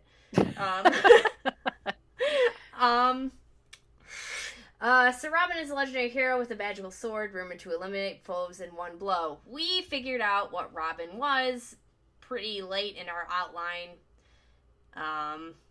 I still love him dearly, but he had no personality. Infamous story with Sir Robin was I kept saying that he would be afraid to gamble for some reason, like that he would just be afraid of gambling for I don't know, like he's I kept like making him It wasn't just gambling, it was like the entire world. Yeah, he was like really nervous and like didn't know how to do anything and was naive, and I just like always like babied him. I don't know how else to describe it. It was weird, but his personality now is Yeah, it was just his reaction to everything. Like every situation that you put him in was just like, I don't know how to handle this. I've never handled such a thing before. which is so stupid because he's like a famous war hero. And if you can also tell, his original costume is based off of the Winter Soldier cap outfit. But I think his current iteration that Sarah did of him looks much better and suits him way more thematically. His personality, what his actual abilities are, it just suits him. And Robin's personality now is very much based on my mentor Michael, and sometimes I go out to lunch with Michael nowadays and I think, wow, I really can't wait to just like take this situation and put it in Night and Beard because you are ridiculous. Like, this man is so full of himself and so funny, and he totally bought another cameo on our Kickstarter because he's very kind and supports me endlessly. And I was like, how am I going to put another cameo? You are literally the hero of the world. And he's like, so? You could find something else for me. Like, that's not enough for him. So funny. And, like, I just kills me. So. He has to be all over. Yeah. Yeah. So and as you can also see, Starbreaker has changed too. The sword itself. Sarah also streamlined it. I really like the current iteration of Starbreaker. I'd like to keep it as it is, but it's also on issue 1 and 2's like cover, and it's kind of funny to see it in comparison to like when issue 8 is also sitting out with it, how different they look. So, Robin has a twin, maybe. Yeah. So, I don't know. I love Robin. I love Starbreaker. Yeah, it is his design, like, yeah, his design did change so dramatically. It is interesting, like, just looking at these now. How fun. Just like going back into the past and being like, whoa, what a difference. I really like how, like, this Robin looks very masculine to me, but I really like the effeminate kind of design elements that are in current Robin, and I think it's really great. And like his costume is very pretty to me anyway. I'm like, this is cute. I'd wear that, you know, like I like that costume. So, but I think I remember I told you that I wanted that kind of vibe in it when you redesigned it. I was like, I like this effeminate vibe. Can you find this way to fit this on this man? So, yeah. I don't know. Cool stuff. I like Robin. He's cool, and I like that Starbreaker is better now. So. Well, look who it is now. Vincent. Vincent is a prodigy who... Vincent Blood. Vincent is a prodigy who graduated with the highest marks in the night school's history. He vows to maintain the order that was established by the school. Sarah, what did you say about this while we were pitching it? Do you remember? I can't remember. He's the best knight ever. I do remember. I'll never forget. Yeah, it was during our final pitch. So this was like our final grade for the whole year. And we were both so tired. We'd pulled like a few all-nighters leading up to it. And we got to this page of the pitch, and I was supposed to be the one talking about it. And I just remember getting up there and being like, this is Vincent Blood. He's the best knight ever. And that was it. I don't think I even read the thing on top. We were just like, okay, next panel. Like, next page. I remember our friend Brandon Williams like lost it. He was literally laughing out loud after you did that. Also, I will tell you, he did not have the last name Blood at the time. He was just Vincent. His name was, he was mostly dubbed the Silverette for almost a whole year. And then I think you were the one who's like, I'm going to finally name him. He's going to be Vincent because I like Vincent in Final Fantasy VII. And I was like, okay. So. And he looks like a Vincent. Like, I don't know. I feel like it's a good name for him. Oh, no, it totally is. And then I don't remember how Blood happened outside of you just doing it out of spite. Yeah, I think we were just like looking up last names, and I saw Blood and I thought it was funny. And everyone was like, no, you can't name him Vincent Blood. And I was like, screw all of you. His name is Vincent Blood. He's my son and I love him. Yep. So that's a look into Sarah's personality. Yeah, I do like 40% of the things that I do like purely out of spite. Which Knight and Beard character is that? Is that Chad? The Chad side of you? You know, I don't know. I really don't. I honestly am gonna. That almost feels like a Margaret thing. I'm gonna be honest. That's a good point. Give that one to Margaret, because Vincent's all about honor and duty and duty. And duty. This is Layla in this iteration. She is a mysterious witch with a connection to Knight's past, so we knew even less of her back then. Cool. I didn't even listen to you about drawing eyelids or eyebrows over the hair there. Maybe we hadn't decided that yet. I think she was one of the early characters I designed, because I was like, I can't wait to design her, because she's totally going to be relevant. She wasn't. So... those like high heel shoes that she's wearing, those are intense. Yeah, I was thinking, and that's witchcraft right there. I also love how she like decided to be like, screw the heels in her cloak outfit. She was like, I don't think so. Oh, and she's wearing gloves because she's hiding her true intentions. That is why she's wearing gloves. Oh, Layla. Someday we will know who you are.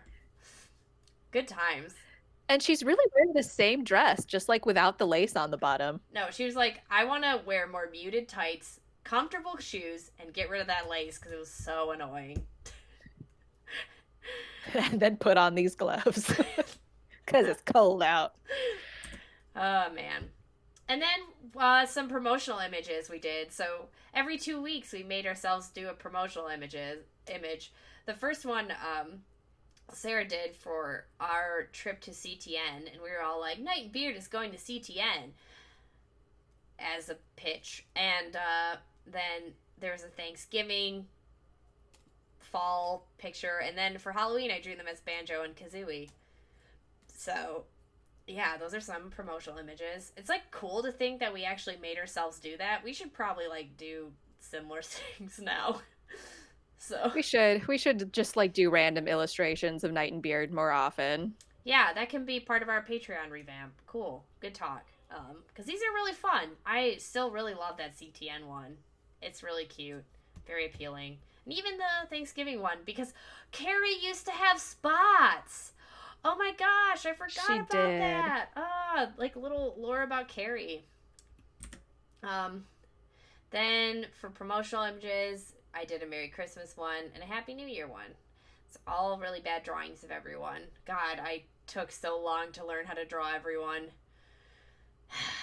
Oh well. More promotional images. Knight and Beard making gingerbread, and yeah, Layla and Knight. Woo. We also gave Valentine's to everyone at our school. Yeah. You did. Bye, Isabel. Thanks for joining. It was first. Oh, Yes, thank you for hanging out with us. But yeah, we did Valentine's for student government or something. Yes. Yeah, and then we just made them Night and Beard things to promote ourselves while we were doing something for student government. Just taking advantage of every opportunity to tell people about Night and Beard. Oh, Carrie, I knew you were the one when I farted and you didn't run away. Cute. And Knight's edgy font. I tolerate you. Would you beard my Valentine? We'll travel the world and I'll write a tune of the many adventures of me and you. It's a slant ride. Sincerely yours, the poet. Then Oliver, I believe in you, Valentine. Warm regards, Oliver. And roses are red, violets are blue. I'm handsome. The one and only Chad. Nice. Good stuff. Sparkle Rose. Yeah, and some promotional stuff for the website. That's still the icon for Night and Beard. I need to redo that icon for Night and Beard. I need to, like, write that down. Like, needs to be redone.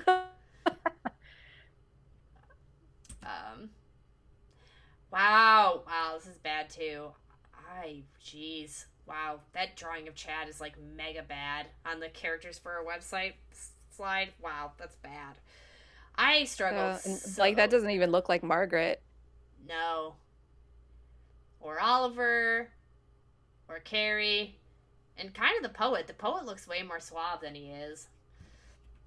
Wow. He does, because I think he still kind of had that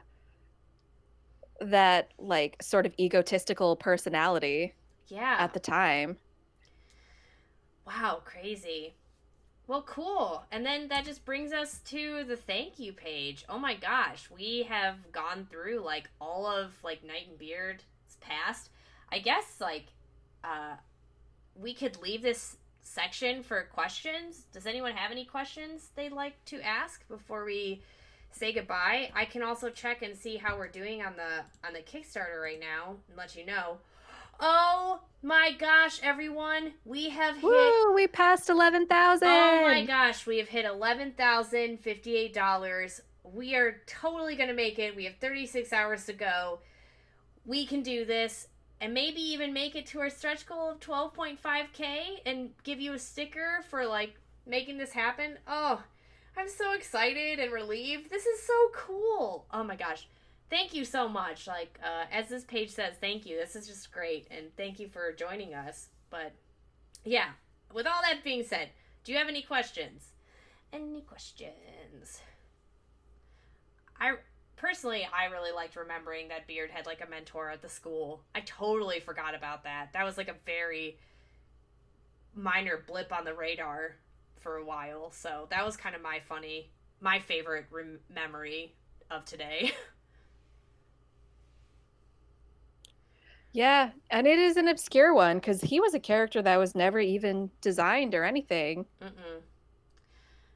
And maybe will Beard have beard magic? Question mark. He kind of already does. Like, his beard is so perfect. Like, yeah, the way that it's trimmed and takes on the perfect shape of a spatula, I think is pretty magical. And it also has some soothing properties. A lot of people who experience Beard are instantly comforted. And I think that is to be attributed to Beard magic.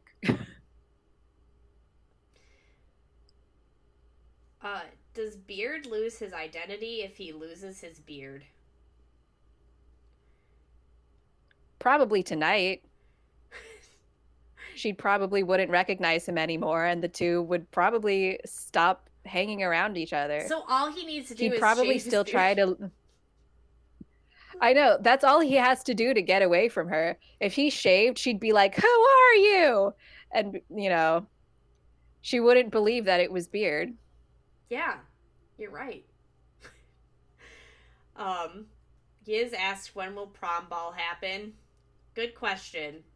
We'll discuss later. Yeah.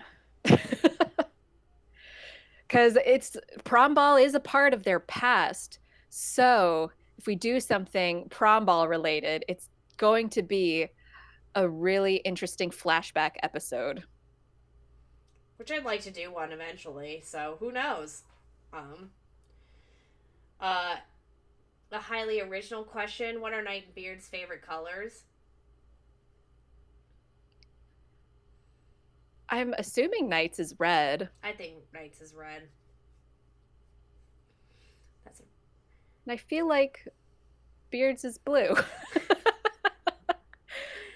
We always joke because, like, Beard's outfit that he wears when he's not in his armor, we have a friend who only ever, like, the entirety that we've known him in college, he only ever wore, like, a shirt that was blue.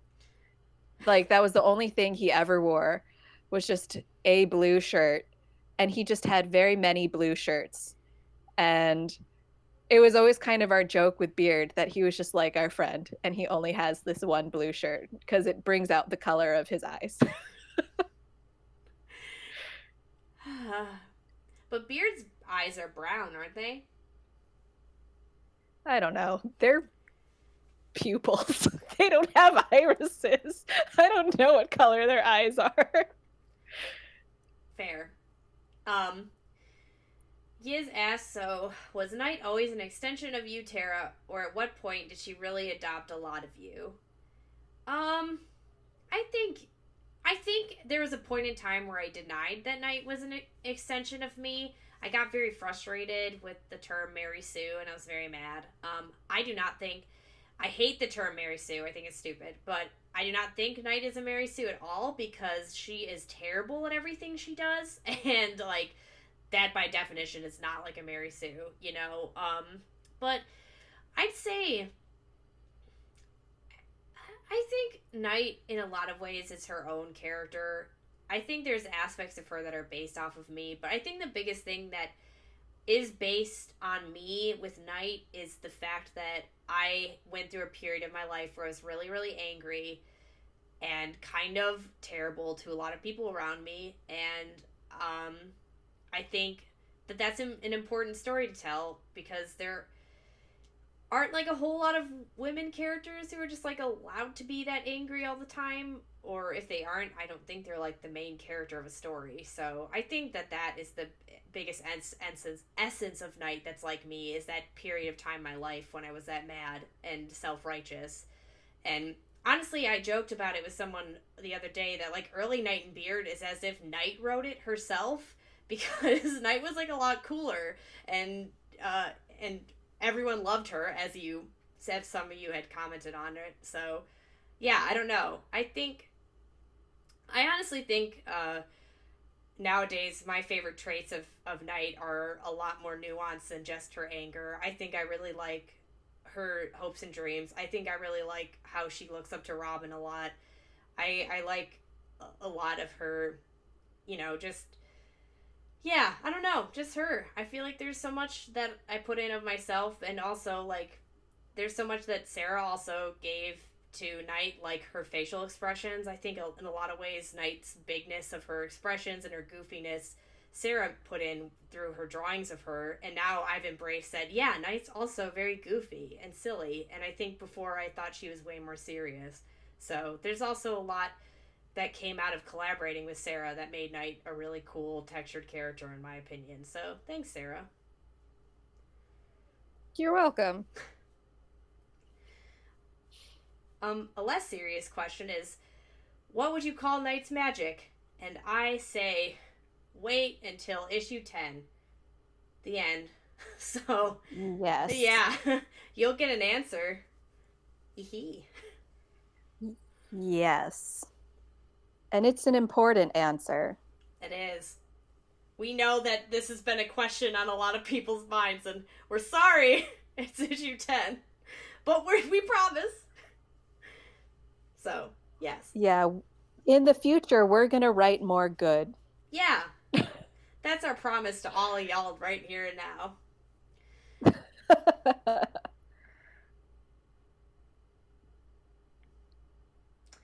After building a universe, what are Um, the top three things that helped you create this world, and what were a couple of pitfalls to world building? We can just do this as our last question because we've been here for a while. So, world building. After building a universe, what are the top three things that helped you create this world? And what were a couple pitfalls to world building? Um, I I don't know if this could be considered one of the answers, but I think our pin board is one of the top three things that helped us build this world. It's not exactly like story related, it's more process related, Hmm. but I don't know how we could have kept track of this story without the pin board. Yeah, we currently don't have it out in any capacity right now, and it's kind of making me nervous for Arc 2. I'm like, I don't know, we have to do something. So, ugh. But yes, that pinboard's great. So, Yeah, and for those who don't know what the pin board is, we just wrote all of our story notes on little note cards, and we had a giant bulletin board that we would stick the note cards on. And then anytime we changed up the story, we could either just like rip down and scrap a note card, or we can just move it to a place where a certain moment would fit better. And that really helped us organize our thoughts. Um, yes, and Bailey definitely knows what the pin board is because he's helped put it up and take it down on multiple occasions. Thank you for helping us move. So what are the other two things that helped build this world? I think you also got a lot from Elantris, the book. I remember when you were done, you were That like, that came like much later though, because I didn't read that till just a couple months ago. then never mind.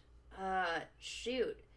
I guess for me, some of it came from like the urgency of like something needed to happen because I think Night and Beard, as we said, started more of like a slice of life adventure like lack of adventure story, but we kind of needed a conflict, I guess, that was outside of Night and Beard, and I think that was a huge driving force of like we need something to happen. I think I also think, in particular, there are two characters that act outside of Night and Beard that they needed to experience something, and we were like, what are they going to experience? Because Night and Beard are experiencing this emotional journey, but we're like, they need to experience something, but they're both like more put together than Night and Beard, so they need something more. Does that sound about right, Sarah? I think that was part of the reason. Yeah, I think it comes down to like actually making decisions. Um, because for a long time we had very vague ideas of what characters were going to be doing and what the backstories were um, in relation to the current world. So I think it was important for us to finally sit down and just actually make decisions about what was happening because we were so afraid of like affecting the story that we had already created, and were nervous about like things things changing or having to rewrite something. But it got to a point where it's like we can't keep going until we make these decisions. So it was just kind of like, yeah, it's time. I think we also needed to like figure out what. Yeah, I think it would just it came down to having to make decisions because I even think about like what our main villains were doing. Like, what were they doing? We had to decide too because like what, that matters. So yeah, but we just Yeah, we had so much planned, like we had so many end goals ready, but just no idea of how to achieve those. So yeah. I think actually that's a really good point. I think I'll say that's my last point is that we both know how Night and Beard is going to end. And we've known it for a long time. And I think it came down to how do we get from this point A to point Z, you know? Like, I think that was a huge reason. So I'm very grateful we've had an ending this whole time because it has helped us finally be like, we need to figure out how logically we can get there. So I think that's the third reason, in my opinion. So, yeah.